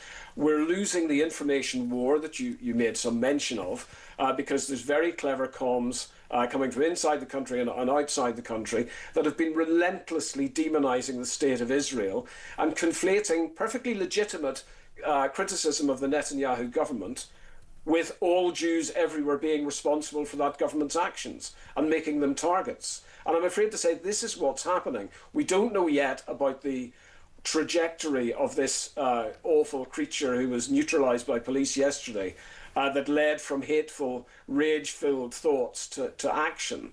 But it's highly unlikely that what's happening around him in terms of the demonisation of Jews hasn't had an impact. This man wasn't targeting the Israeli state yesterday. Let's be clear about this. He was trying to murder Jews. He was attacking Judaism. And when you've got people that have been radicalised, he's not a teenager, he didn't fall out of the sky, we have an urgent task in front of us to look at that trajectory. And then instead of saying, well, this is an acceptable level of violence that we have to live with, instead of saying that, we take a step back and say, how do we get into communities that are fomenting such awful and hateful behaviour, and how do we confront that and deal with that? Some of that is about actions that will bring us together as one community, but also we have to say that sometimes it's about enforcement, and sometimes it's about getting hard-edged here. And I would say if pushed now, based on the conversations that I listened to this morning between the Today programme and the Home Secretary. The Home Secretary was quite evasive when it came to admitting that she had the power to stop parades. I think it might be necessary now, and I didn't agree with this a year ago, or a couple of years ago when we were considering marches during Armistice Sunday and so on. I think the time has come now probably to draw a line in the sand. The Met Police are clearly overwhelmed by the task of relentlessly policing these parades. What we saw last night, only hours after this slaughter in Manchester, were people protesting, pro-Palestinian protesters out in Downing Street, engaged in violent confrontations with the police, and for God's sake, in Manchester, at the Piccadilly railway station, is so completely unacceptable. I think we've crossed a line here, and I think it's now incumbent on the Home Secretary to actually indicate some intent that has been missing from government. And you're right to say from the previous government as well, to say actually we're not going to let this pass, this parade is banned, and to give the police the resources they need to deal with that. You and I definitely agree, and we'll watch this space, although I don't hold out much hope. Ian Aitchison, thank you ever so much for coming on the show. We're going to take a quick break. When we come back, Israeli Foreign Ministry Special Envoy and the former Deputy Mayor of Jerusalem, Fleur Hassan Naoum, joins us.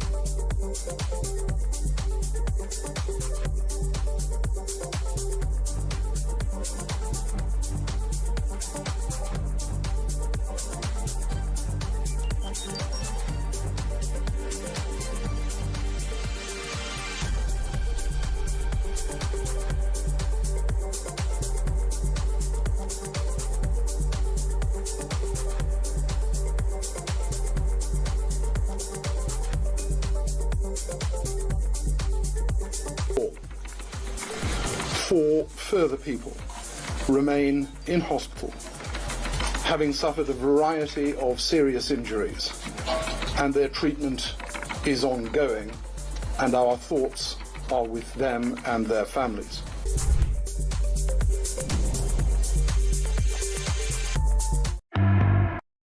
Across the UK, on DAB+, on your smart speaker, on your smart TV, and on your side. This is Talk. Hello, welcome back to the show. I'm delighted to say I'm joined by Fleur Hassan Nahoum, an Israeli Foreign Ministry Special Envoy, former Deputy Mayor of Jerusalem, friend of this show. Fleur, it's good to have you back on the show on what is an extremely troubling day in the United Kingdom. We don't have much time. I want to get straight to the kernel of what I want to ask you, which is, we know we have radical Islam in this country. We know there are plenty of people being shipped in via both legal and illegal routes from terrorist organisations. We know that people are being groomed in mosques by imams who say kill the Jews. What I want to know is what we now do about it. Not that I hold out much hope the UK government will do anything, but how does Israel tackle radical Islam within its own borders? If we were to take some guidance from you today on what we need to do to keep ourselves safe, what would you tell us? Well, Alex, the first problem in the UK is that they won't call it by its name. So Keir Starmer made this heartfelt appeal yesterday, but it didn't mention Islamic fundamentalism. So how can you deal with a problem when you won't even say its name? Because you're scared somebody's going to brand you a racist. And that's the first problem that the UK has, that they can't even say it. Amongst many other problems, you have 42,000 people on the watch list, all Islamic fundamentalists, homegrown Islamic fundamentalism, and a refusal to even talk about it. And when you see what happened yesterday, when you see that after that terrible, terrible incident where people got killed, people got injured, you had protests that same night. What do you think Israel went through? On the 7th of October, we had the worst massacre in Jewish history, Jewish modern history. And on the 8th of October, we had people on the streets of New York and London celebrating. So what happened in the UK yesterday was a mini version of what we went through. This has got nothing to do with Israel, Alex. There's always an excuse for anti-Semitism. The double standards against Israel is anti-Semitism. People don't seem to understand when you're obsessed, when the mainstream media, all they talk about is how Israel is this evil country committing a genocide, which is a lie. It's more than a lie. It's a blood libel. And this is the result of the blood libel. How do we deal with it? We have eyes on everybody suspected here of fundamentalism. We have eyes on everyone. We know who they are. And before they even go out to commit the terror attacks, we've stopped them. And unfortunately, as we saw a couple of weeks ago here in Jerusalem, a few get through, and we had 5 people dead, including children, a couple of weeks ago. None of the mainstream media reported on that. Yeah, I mean, I'm wondering that I think our security services in the United Kingdom, by and large, do an extremely good job. When you look at some of the statements made by the former head of MI5 about the number of major terror attacks that have been foiled on British soil, this is pre-pandemic, you can see that there were 34 in the period of 4 years. We actually haven't had many large-scale terror attacks. Certainly this person yesterday has slipped through the net. So I have good faith that our security services work tirelessly. And also, it's very clear we need to sort out our border situation. But I wonder whether we've reached the stage, if this government want to bring in digital ID cards and say, well, if you're not committing a crime, you shouldn't worry about being monitored, whether we need to be saying the same to our mosques. We want security cameras in, monitoring everything that goes on inside this building. And if you ain't doing anything wrong, no sweat. talkTV did that expose that you were speaking about earlier. What did they do about it? Nothing. They did nothing about it. The indoctrination, Alex, is day and night. You know the death threats I get on social media, and anybody who speaks up and says, hang on a minute, there's not a genocide. This is a war that we didn't start, a war we didn't want, a war that came and started with a massacre of Jews. The fact that Hamas in its charter has a destruction of Jews, that is what they're teaching in the mosques in the UK, except that the Prime Minister, and your Home Secretary, who marches along with the pro-Palestinians, pro-Hamas people, she marches. She's in charge of security. It's like the lunatics have taken over the asylum. That's what's going on. Fleur, I agree with everything you say, and please come and help us, because this government is not going to do anything. Fleur Hassan Nahum, Israeli Foreign Ministry Special Envoy, former Deputy Mayor of Jerusalem.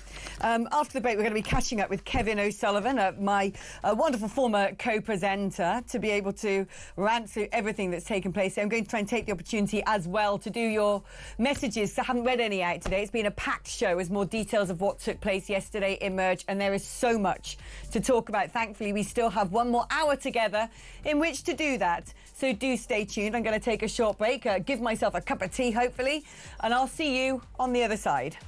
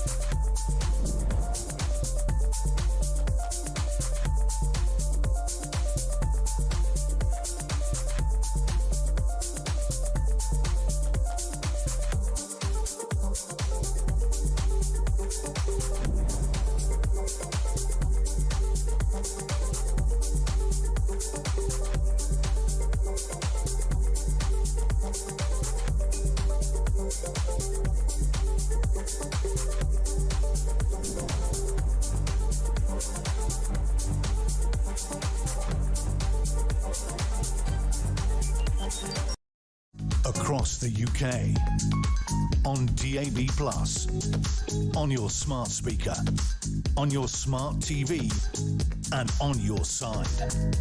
This is Talk.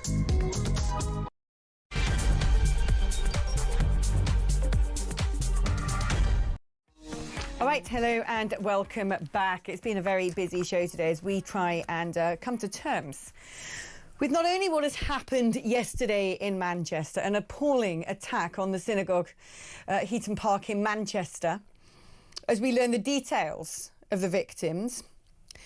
We also look forward at what we need to now do as a nation. We ask questions about how vulnerable we are, what our approach should be going forward. Together we try and strategise at what is not being done, what needs to be done.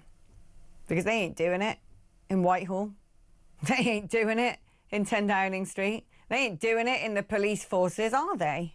Doesn't seem to me they are. I want to remind you that 2 years ago, this brilliant station did a report, an investigation. We just used OSINT, as it's called, open source intelligence, scouring social media, looking at some of the preachings taking place in mosques up and down the country. Now, we're just journalists, right? We don't have millions of people working for us. We're not Prevent, we're not MI5, we're not the police force. And actually, we managed to find 7 mosques who put preachings online calling for the death of Jews outright in the most despicable language imaginable. After doing this report, we handed those elements of footage over to police forces up and down the country. Nothing happened. Yet police forces will knock on your door if you put out a politically incorrect tweet. Why is it that our political leaders seem to not be able to close the borders? Why is it when we've got undocumented men of fighting age coming from Islamist countries, run by terrorists, and we don't know whether they're escaping the terrorists or have been sent by the terrorists, are we putting them in hotels and houses in the heart of our communities? Why is it that there's still a deathly silence right now from Sadiq Khan and Keir Starmer, two people who don't deserve their knighthoods, on the pro-Palestine protests that happened in the wake of the atrocity yesterday, which weren't protests? Let's not call them protests. They were sick celebrations of murder. Seen the footage? Looks like a carnival atmosphere, revelling in what took place at the Heaton Park Synagogue. Why is it when they can call out the Unite the Kingdom march of British patriots, which was peaceful, families on a day out waving the national flag, and then when people are putting our national flag around the place, they're going, no, that's how we're going to take back control of that flag. It doesn't represent what you think it represents. It belongs to all of us. Why is it that they have a voice when it comes to that, an act of peaceful patriotism, but when it comes to this lot, who are actually calling for death to Jews, who call for a globalised intifada from the river to the sea, they're silent? Who are these people governing us? Are they stupid? Are they spineless? Or are they wicked? I don't know anymore. Got some breaking news. One of the victims injured in the synagogue attack yesterday was actually working for the Community Security Trust, a charity which provides security to the Jewish community. Let's read some of your messages. Why on earth is Starmer going to Manchester? Haven't these poor people suffered enough? Mealy-mouthed words from him today. He hasn't gone to say anything other than we're in solidarity. Not in solidarity with the Jewish community unless you ban these protests. I used to live close to a primary school in Golders Green, and even back in the 90s we'd regularly see security men in suits and dark classes at certain times of the year. It wasn't even a Jewish school as such, but many Jewish children attended. This country should hang its head in shame, says Brad in Cambridge. Is it just a coincidence, asks somebody, that reportedly 1 in 5 of the UK is anti-Semitic, while only 1 in 5 of eligible voters at the last general election voted for the Labour Party? Don't know. You tell me. There was a Jewish Labour MP from Manchester on the TV last night, refusing to condemn the recognition of Palestine and Labour, the hate marches and Labour police. In general last night, it can't just be votes making them pander to these people. They're scared and they're weak. I think they are scared. I think this is at the heart of all of this. I think that they think unless they appease the Islamists will do worse. But that doesn't work. If you don't address the bully in the playground, if you just let them do what they like, they're not going to stop. They're going to be emboldened. Do we really live in fear of these people? Really? That Batley school teacher's still in hiding. I think that says a lot. Let's take a call now. Let's speak to Peter, who is in Bushy, because he also works for the Community Security Trust, the charity that provides security to the Jewish community. We now know that one of the victims injured in the Manchester synagogue attack was working for the CST. Peter, it's great that you can join us today. Tell me more. Alex. I'm not actually a member of the CST because I'm probably too old. Right. But I was on security at my synagogue services yesterday with one member of CST and one other member of the community. And we were stood outside. Well, it wasn't actually a synagogue because there were too many people to fit in our synagogue. And it filtered through about Manchester, and we were immediately brought stab vests that we had to wear. By whom? Who brought the stab vests? Well, we had them sort of just in case. We didn't think they were going to be used. Right. One of the guys that organised security has them. So okay, we put them on, and then the manager of the venue, who was delightful, said he was worried about our safety. And could we actually stand inside the building and look out? So 2 of us stood behind the glass door, and I went upstairs and looked around from outside, and all was quiet. In addition, to be fair, we had a police presence from about 12:30 onwards, which lasted the whole day. So we were grateful for that. And as a matter of interest, there was police presence at our actual synagogue as well, although the synagogue was completely empty. And of course, the worry about that, the Manchester events, quickly gave way to anger about the inevitability of this type of attack. I mean, personally, I'm angry with the Prime Minister. I'm angry with Sadiq Khan that he hasn't bothered to stop the hate marches in over 2 years. It's absolutely ridiculous. I'm angry with the Metropolitan Police for failure to act in these hate marches, and I'm totally, obviously, in agreement with the campaign against anti-Semitism on the way that this sort of attack has become inevitability as the rise of Islamism in London particularly, and of course the stilted way that events in Gaza had been covered by the BBC, Sky News and other people who actually are spewing out lies on a regular basis about what's actually happened in Gaza. Peter, thank you ever so much for your call. I find it astonishing to think people attending a mosque need to have round-the-clock security given stab vests. I mean, it's just that is the state of the United Kingdom now. And yet when you look at the governments, before they've actually said they're going to give more money for the security of synagogues, when you look at how they appropriate financial support for security to our religious institutions, they've given a lot to mosques. We saw, didn't we, in the Southport riots, when men from a mosque came out armed with weapons. The police going, lads, can you just put your bits and bobs back inside the mosque, please? Yeah, every time there's an Islamist attack, I don't see Muslims being killed by members of the general public. Instead, we've got to have a rule on Islamophobia, because being scared of Islamism is clearly going to be illegal. I'm scared of blimmin' Islamism. I'm terrified of Islamism because I'm wired up normally. Let's speak now to the wonderful Kevin O'Sullivan. Kevin, do you know this whole show? Do you remember that special report? We were probably working together, actually. We're probably sitting side by side. No, Alex. When we did I it. remember it well. Yeah. I literally said to my producer, me and Alex, when we were doing talkTV, we did that report on the mosques and the hate breaches. Yeah. But our boss, Ricky Freelove, was way ahead of me and had already got on the case. But as you pointed out, you know, with a dreary inevitability, of course, the police, will investigate. They never, ever did. But what's going on here, Kev, right? What is going on?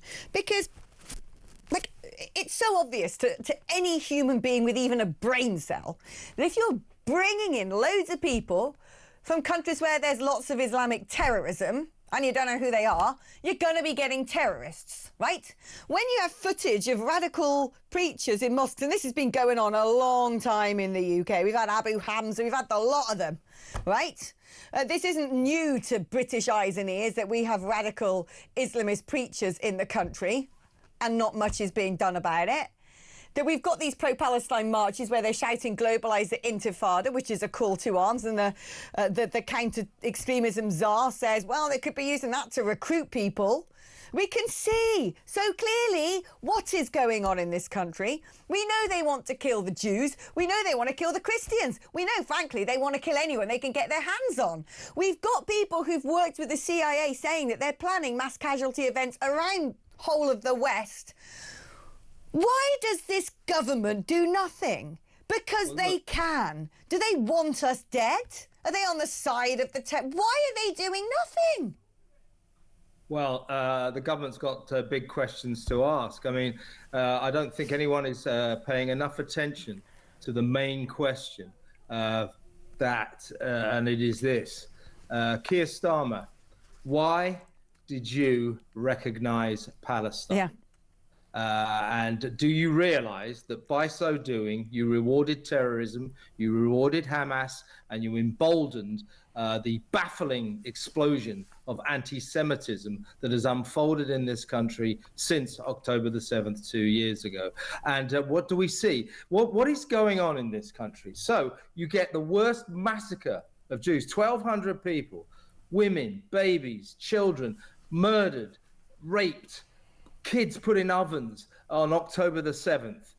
2 years ago, the worst massacre of Jews since the Holocaust. And what happened in this country? It triggered an explosion of anti-Semitism. What the hell is that all about? And what is happening now? What happened yesterday? We got an atrocity against poor, innocent Jewish people in Manchester. And what happened in this country? A sudden, immediate explosion of anti-Semitic Jew hatred. Furious demonstrations in London, in Manchester of all places. What the hell is going on in this country? There was someone in the London demonstration around Downing Street and Westminster. We put the film on my show last night. Someone quoted in the papers today called Fiona Smith. My apologies to all other Fiona Smiths. It's quite a common name. She's apparently 42. She was quoted as saying, "I don't give an F about the Jewish community right now." What is wrong with these people? Don't they realize that what they're doing is they're standing around shouting racism? They are racists, and they are proud racists. What the hell is going on? People wonder, don't they, how ordinary German citizens were so brainwashed by Hitler in the last century. And then you see these people turning up the pro-Palestine marches who call everyone else the Nazis. And I'm like, you're being brainwashed by Islamists and extreme left-wingers, of course, which the Nazi Party were, who want to kill all the Jews. It's happening again, Kev. It's happening again.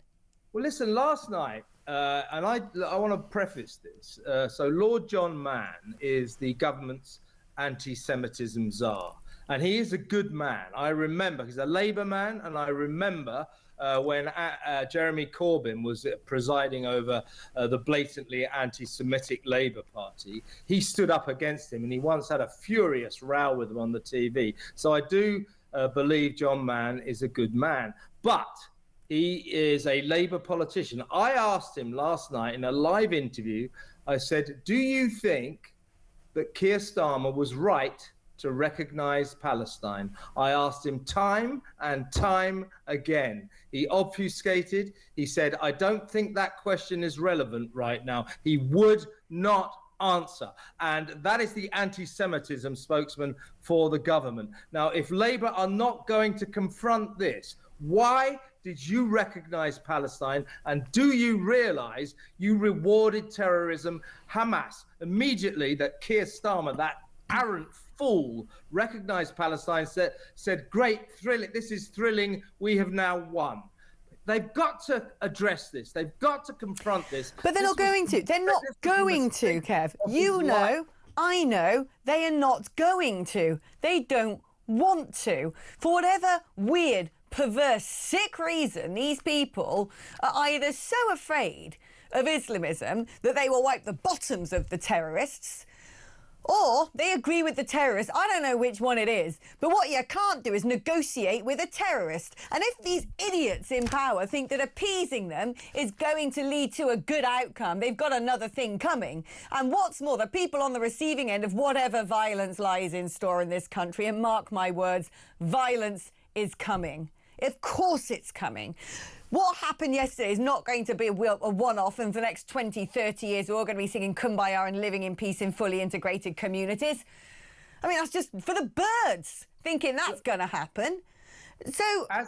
Look, Alex, as the Campaign Against Anti-Semitism Chief Executive Gideon Falter said last night, we don't want any more of these platitudes. Our thoughts and prayers are with the families of the victims. There is no place for anti-Semitism in Britain. What have Keir Starmer and Sadiq Khan been saying ever since yesterday's atrocity? There's no place for anti-Semitism in Britain. And neither of them have mentioned the term Islamist terrorism, Islamist extremism. They still won't talk about this. I can answer that. People died yesterday. When Starmer says there's no place for extremism in this country, there is. Oh, there's lots of places on the pro-Palestine marches. There's lots of places in mosques which are run by radical imams. Not saying that's all mosques, but clearly there's plenty of place if you want to be an extremist in this country, because we see time and again, decade after decade, that if you want to be radicalised in Islamic terrorism, don't you go to the Arab countries, don't go to the UAE, don't even go to Saudi. They flushed themselves clean of that lot. Even those countries, even the Gulf are saying if you want to go and become radicalised, to become a terrorist, best place for you is probably Britain.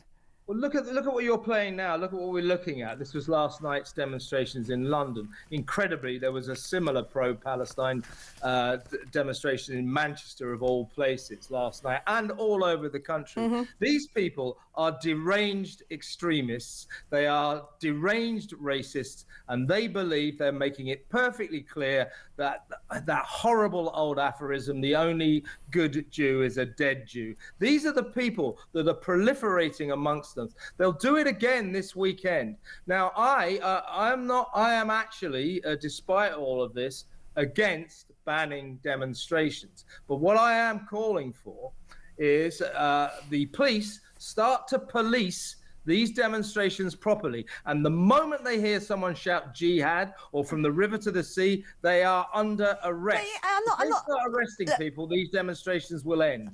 Yeah, well, you would hope, because these aren't just demonstrations. These are recruitment exercises. Yeah, it's appalling. They're recruitment exercises. If you want to know how people are being radicalised, have a look at that lot, because that's what they're there for. That was the design.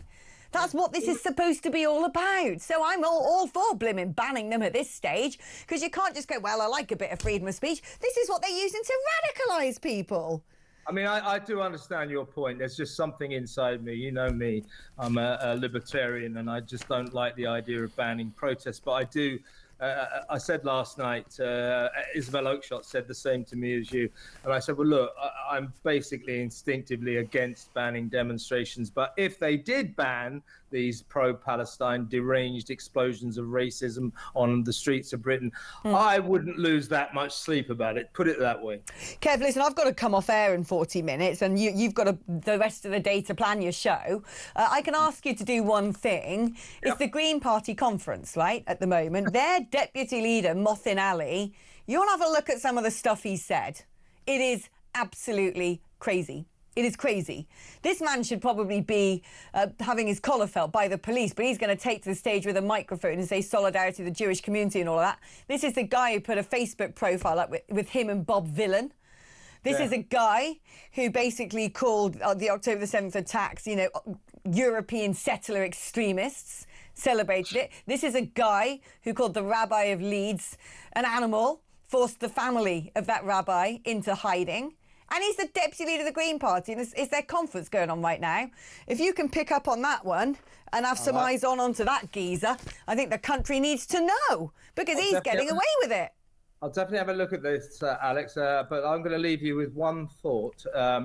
Soon after the atrocity yesterday morning, I think we're all stunned that the BBC's initial theory that this terrorism was probably the work of far-right extremists turned out to be wide of the mark. I think we're all surprised by that. The BBC, as the Campaign for Anti-Semitism pointed out in their excoriating statement last night, is at the heart of the problem. They still won't call Hamas terrorists. Shame on the BBC. It's a disgrace. They are a national scandal. I couldn't agree more. I don't know what's going on. So many people in positions of authority are just deluded. Not us, though. Everyone should stay tuned to Talk, because we're the only people who seem to actually have our finger on the pulse. The brilliant Kevin O'Sullivan, ladies and gentlemen. Right, we're going to take a short break now, but coming up after the break, we're going to touch base once again with Alex Farrell, Talk reporter on the ground in Manchester, for the latest as a picture emerged of what happened yesterday. That's after this.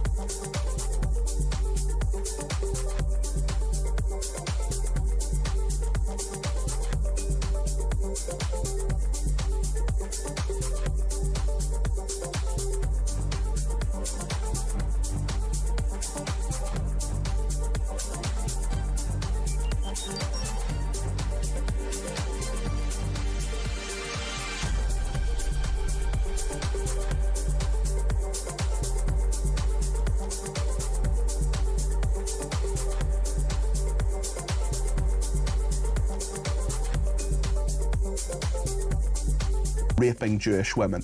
Where was it going to go? It wasn't going to calm down. It wasn't going to stop. It wasn't going to get better. We're crying out for leadership on this and lots of other issues. I'm delighted there is leadership today, but where's it been for the last couple of years?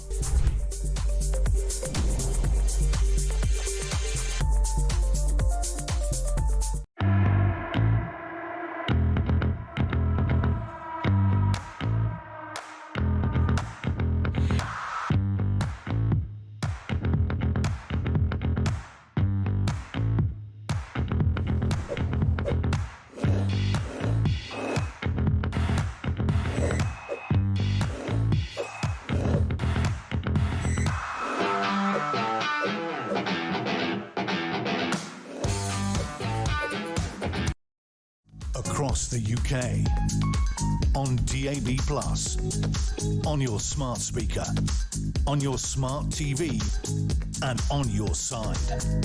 This is Talk. Hello, welcome back. Now let's catch up with the brilliant Alex Phillips live from Manchester. Alex, I understand that you've spoken to somebody who was inside the synagogue yesterday.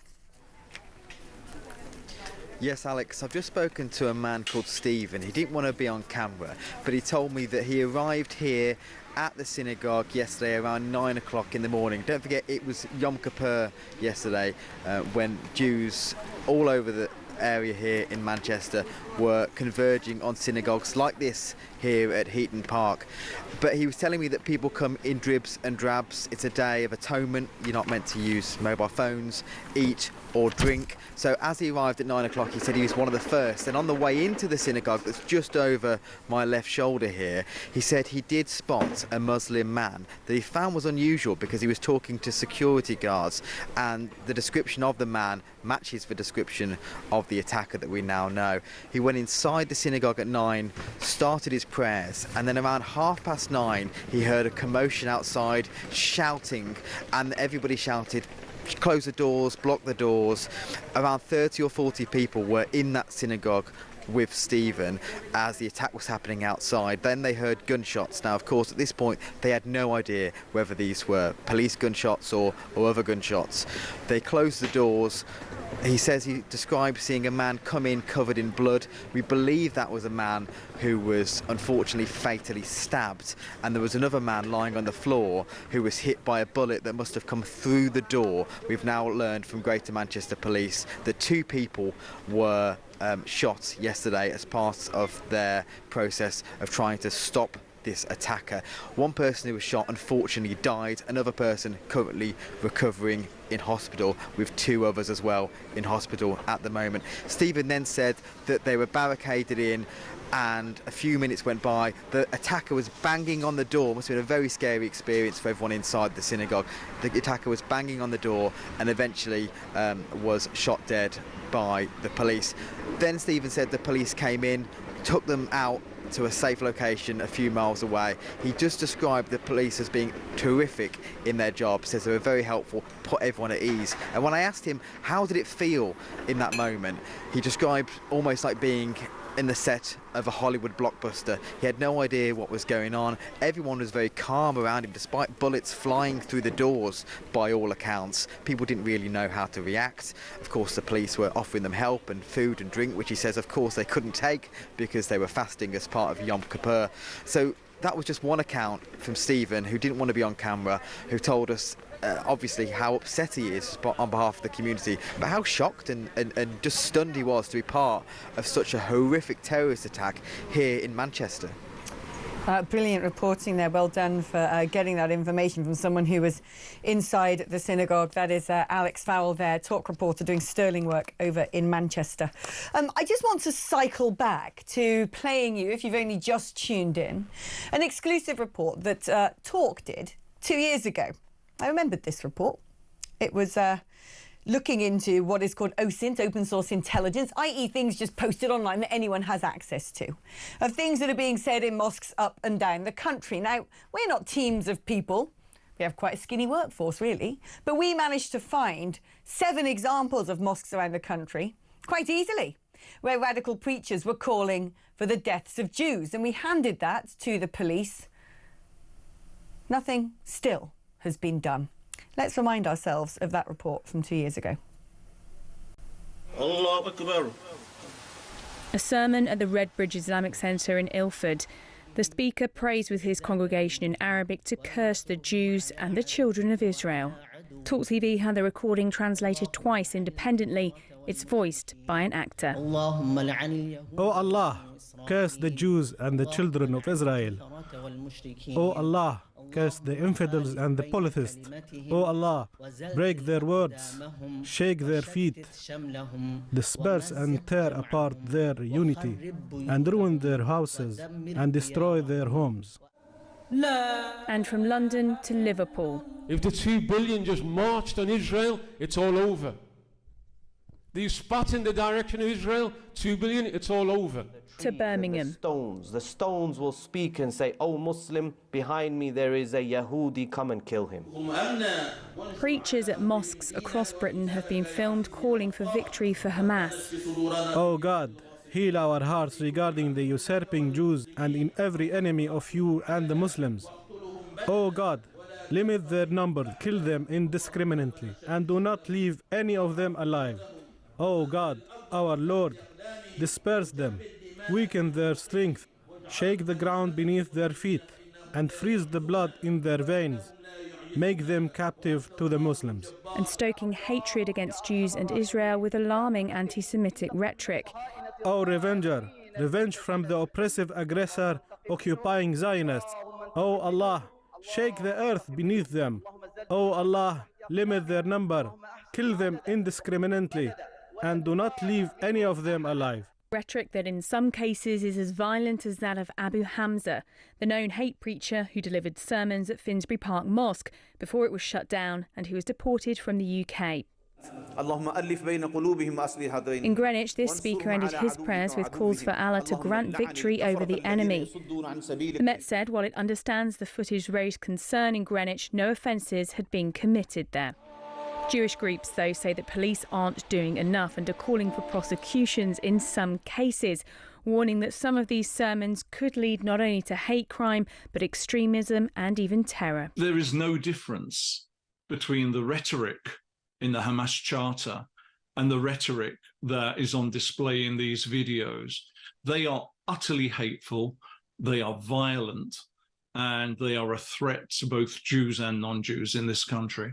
There is a real risk of more than just one person being encouraged by this rhetoric to go out and take action on the streets.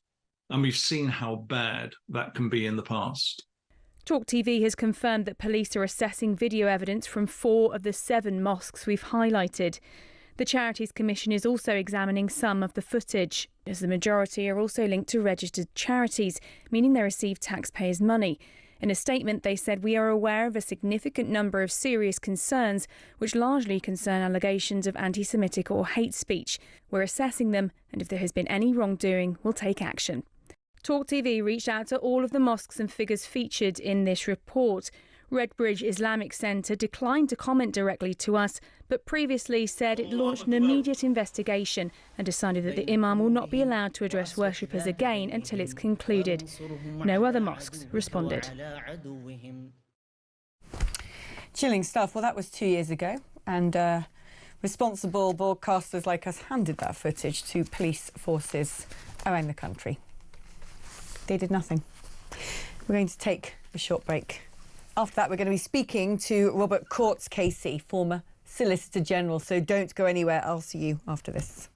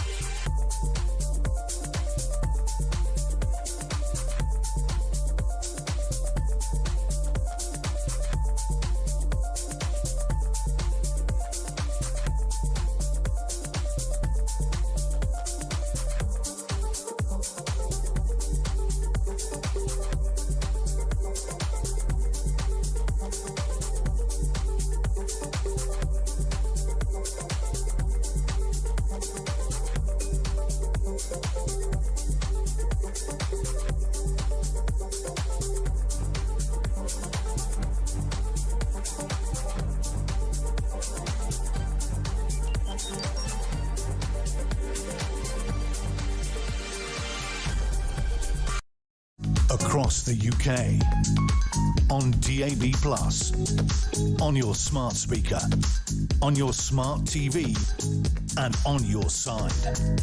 This is Talk. Hello, welcome back. I'm joined now by Robert Courts-Casey, former Solicitor General. Robert, great to have you on the programme. There's a number of things I want to ask you from a legal perspective. The first one is that it seems to me that not Greater Manchester Police, sorry about that, the Met Police have voiced extreme concern about pro-Palestine protests, basically going as far as saying we don't want people to attend them. When I was listening to the Home Secretary this morning being interviewed by the Today programme, asked whether she would go as far as banning these protests, which to me were very cynically timed yesterday in response to the attack on the synagogue in Manchester. They seem to have a rather celebratory carnival atmosphere. She said, well, if the police say that they should be banned, then maybe... I've seen this exchange before. We've all seen this exchange before where the Home Secretary said, well, I'm not going to ban it. The police have to ban it. And the police say, well, we can't ban it. You've got to ban it. Who's supposed to be banning these things? Can we ban these things? Should we ban these things? So you've put your finger on one of the great challenges that you get in these circumstances, which is this issue of operational independence between the police and the politicians.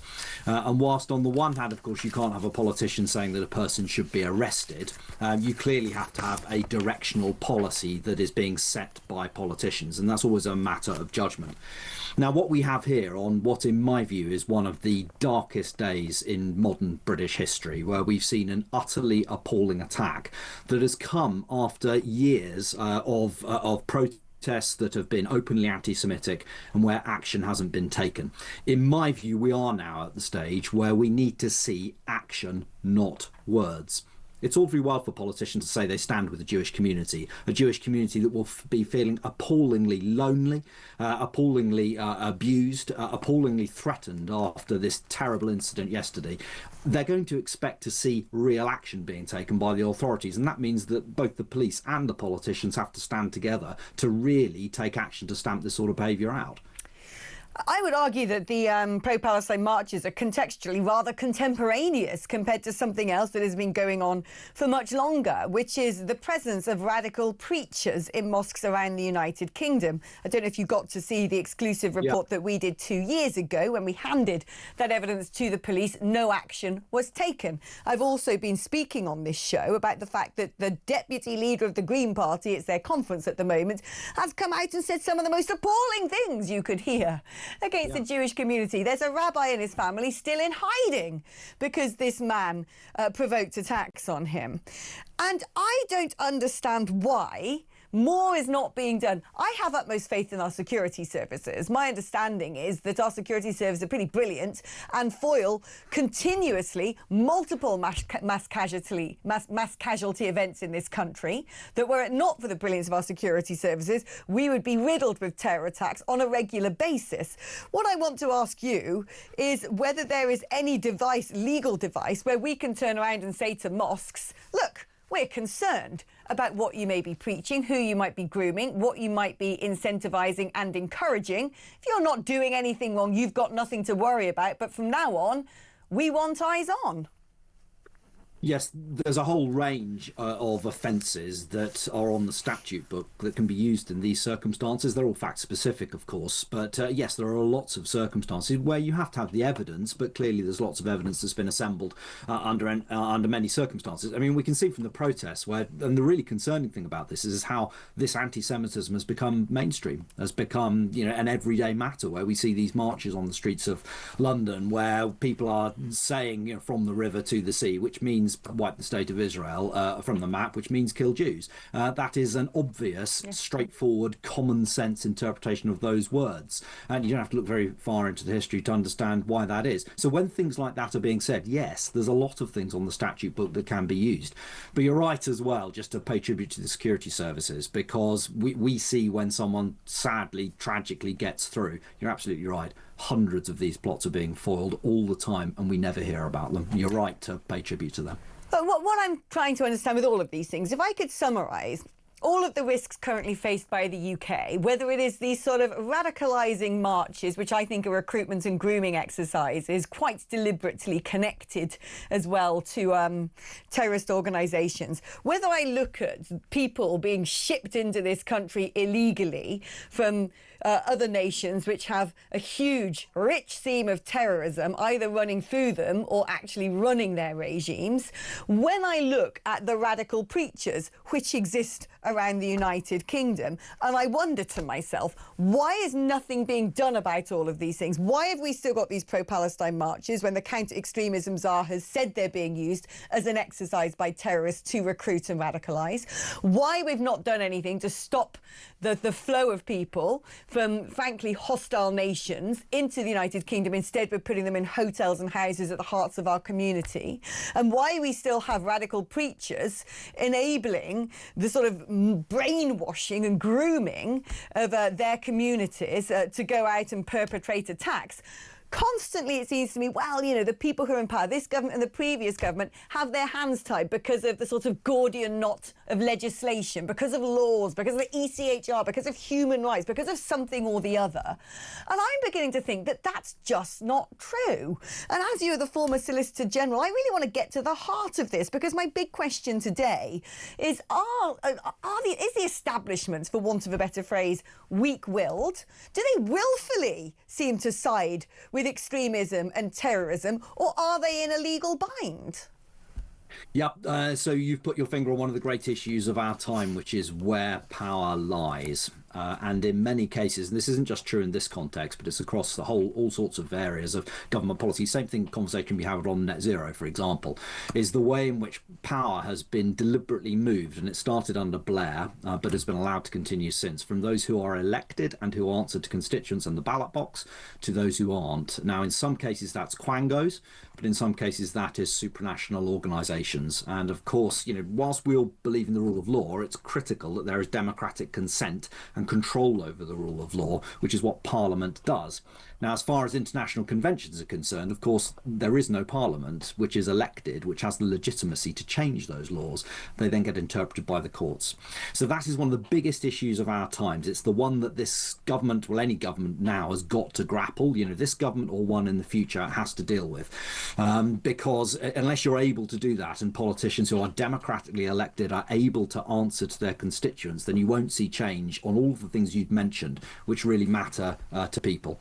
This really matters in the context of yesterday's horrifying event, because these events don't come out of the sky. They don't drop out of a clear blue sky. This is against a background of context, and the context is one of a radicalisation and of a normalisation of anti-Semitism, which we should be very, very worried about in this country. At an extremely rapid pace as well. Before I let you go, we spoke about international conventions there. We certainly know that we're led by, you know, a chief in principle of international conventions, former human rights lawyer, and the unelected Attorney General, who seems to bang the drum for international law. Oh, therefore we can't do anything. There's a rich seam of that in the Conservative Party as well. Well, if we leave the ECHR, that's a bad look for Britain. Oh, we better do everything by the letter of the law, otherwise that's a bad look for Britain, even if it seems to me to be very much against national interest. In fact, a lot of it puts the nation at harm.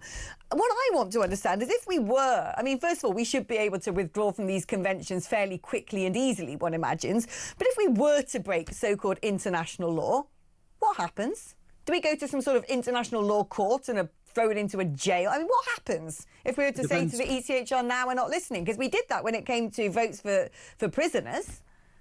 Well, it depends on which law you're talking about as to what the consequences are. But at the end of the day, you're right to put your finger on the fact that Keir Starmer and Lord Hermer, to them, they are international lawyers by background, and they are people to whom that is the thing that they cleave to at all times. Now, in my view, it is national interest as expressed through the ballot box that is the thing that politicians should be following. There are ways you can cut that Gordian knot, but you have to want to do so. But of course, to them and to others like them, the international law framework is paramount. That's the thing they want to cleave to at all costs, and in my view, that's simply wrong.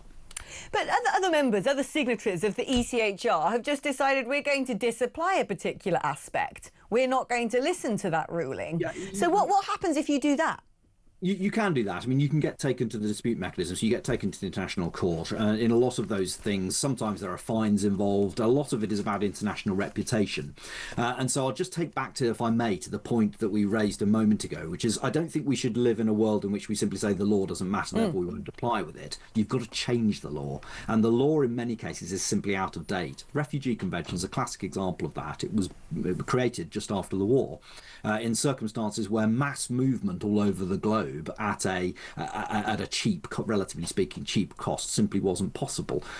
So, you know, there weren't expansive welfare states then, so there wasn't the draw factor. So the world has fundamentally changed from where it was when a lot of those conventions were made just after the war. They need radically updating. That is something that's got to be done.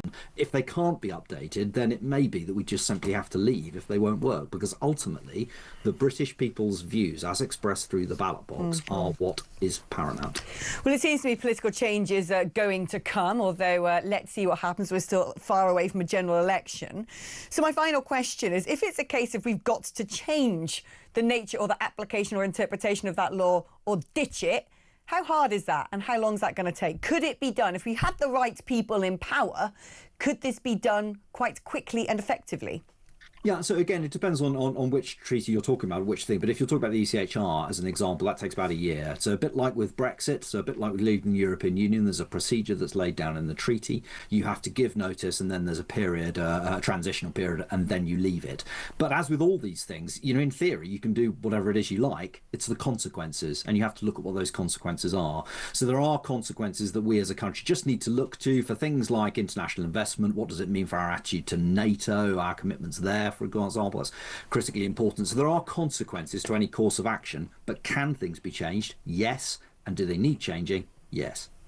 Well, I think Robert Courts, KC, former Solicitor General, would be a very good man to speak to, whoever's next in government. Thank you so much for coming on the programme. It's fantastic hearing experts. And, you know, I'm increasingly feeling that people who once upon a time might have said, well, we're not ready to do this yet, we haven't hit the 11th hour, are suddenly going, I think we have. And it does give me hope. It does give me hope that Britain can get it back again.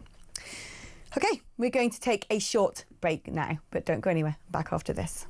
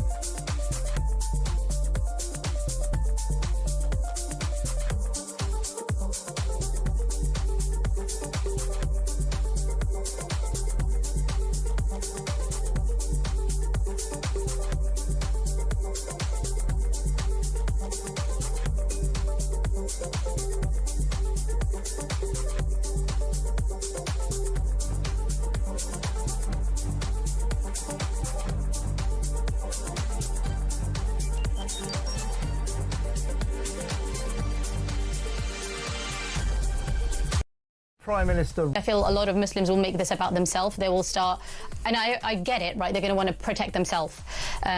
However, I feel as if they need to do way more in tackling anti-Semitism, and that is rampant within the community. Have we hit the point of no return where we're pandering to the extremists, we're doing nothing about these people, and I don't know, the whole thing is an absolute mess, and I feel really, really sorry for the Jewish community. And like I said, I don't speak for every single Muslim, I only speak for myself, but I feel I need to apologise on behalf of the Muslims in this country.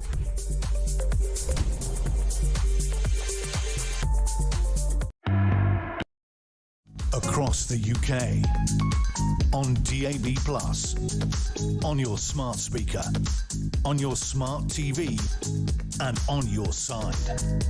This is Talk.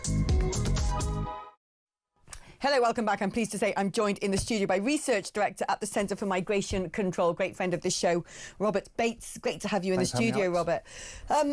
What I understand from people who work in intelligence agencies throughout the Five Eyes is there's a huge concern now. And I was speaking actually to the former UK government advisor on extremism earlier on in the programme. I was speaking to the former head of the National Counter-Terrorism Security Office. I was speaking to an Arab-Israeli journalist, and all of them have reflected what I've heard from people connected to intelligence, that terror organisations in the Middle East are thriving. There are training camps. Al-Qaeda and ISIS have joined together, that they are deliberately shipping terror cells into America, into Europe, via legal routes and via illegal routes, and that now we basically lie in wait for a mass casualty event. And what we saw yesterday, the response with mosques around, not mosques, synagogues, that was a terrible slip of the tongue there, synagogues around the country, people are told to stay inside and don't leave, not just in the UK, but in America. We saw an SAS helicopter in the sky.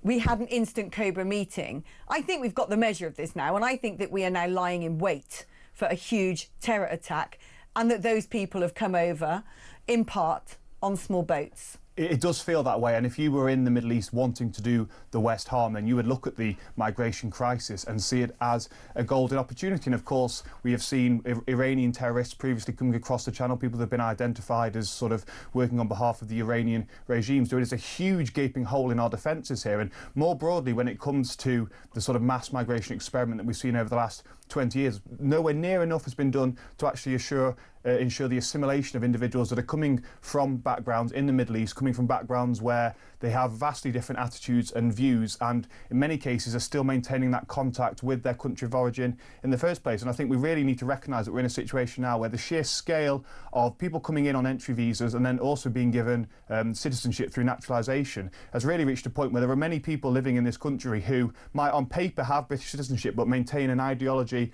and a worldview that was really shaped by their country of origin in the Middle East. So this is a huge crisis that I do think we now have on our hands when it comes to just the state of our society, and in particular what is going on in the English Channel. I think we're at the point where that has to be a securitisation issue. That has to be elevated to the very top of national security and recognised for what it is, which was a huge national security risk. I mean, if you look at some of the nationalities that are coming across, they have a higher propensity to be committing crime. Afghans, for instance, 22 times more likely to be convicted of a sexual offence than a Brit. When you look just last year, Syrians, 157 non-summary convictions compared to Germany, despite having a vastly bigger population of just 104. So there's a clear problem here that the data does show us, and I think we need to be really now having a conversation about what we do to address this. I mean, it's interesting, isn't it? There have been two big terrorist attacks now in Manchester, the Ariana Grande Manchester arena bombings, and now this attack on a synagogue, which thankfully I think we evaded a mass casualty event. Both of the perpetrators have come as so-called refugees, one from Libya, one from Syria. The Libyan actually is out there helping Al-Qaeda at the moment organise more. We must wake up to the fact that these so-called refugees are not necessarily the ones fleeing terrorism.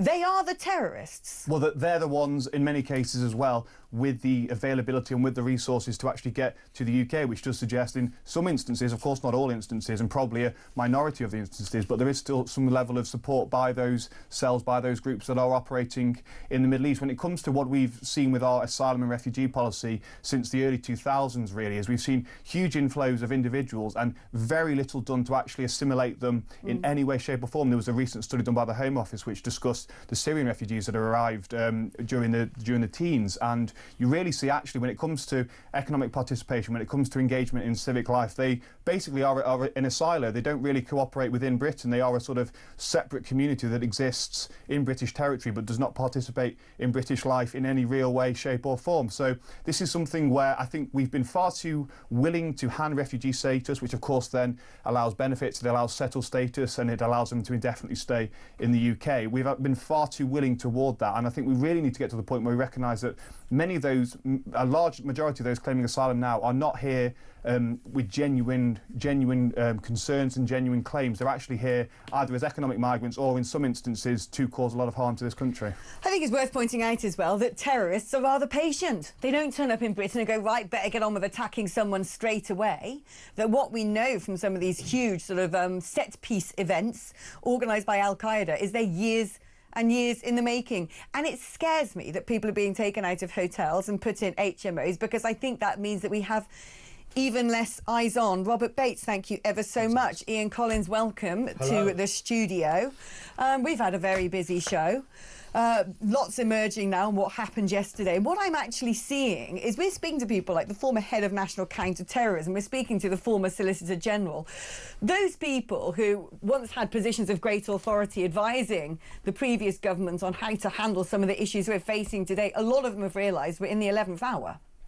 Yeah, I think we are in the 11th hour. And we had the same thing from the Home Secretary this morning, same thing from Keir Starmer, these kind of set-piece responses, all these... There's no anger there. There's no kind of real sense of, we've got your back, Britain. Don't worry, we're going to sort this out. We need to put a stop. There's none of that. There's this, we've got these marches going on. Somebody called us yesterday and said, there's marches planned in Manchester. I literally said at the time, I said, that's probably an internet rumour. It's probably one of those classic Twitter rumours, isn't it? Turns out it wasn't. It was true. I mean...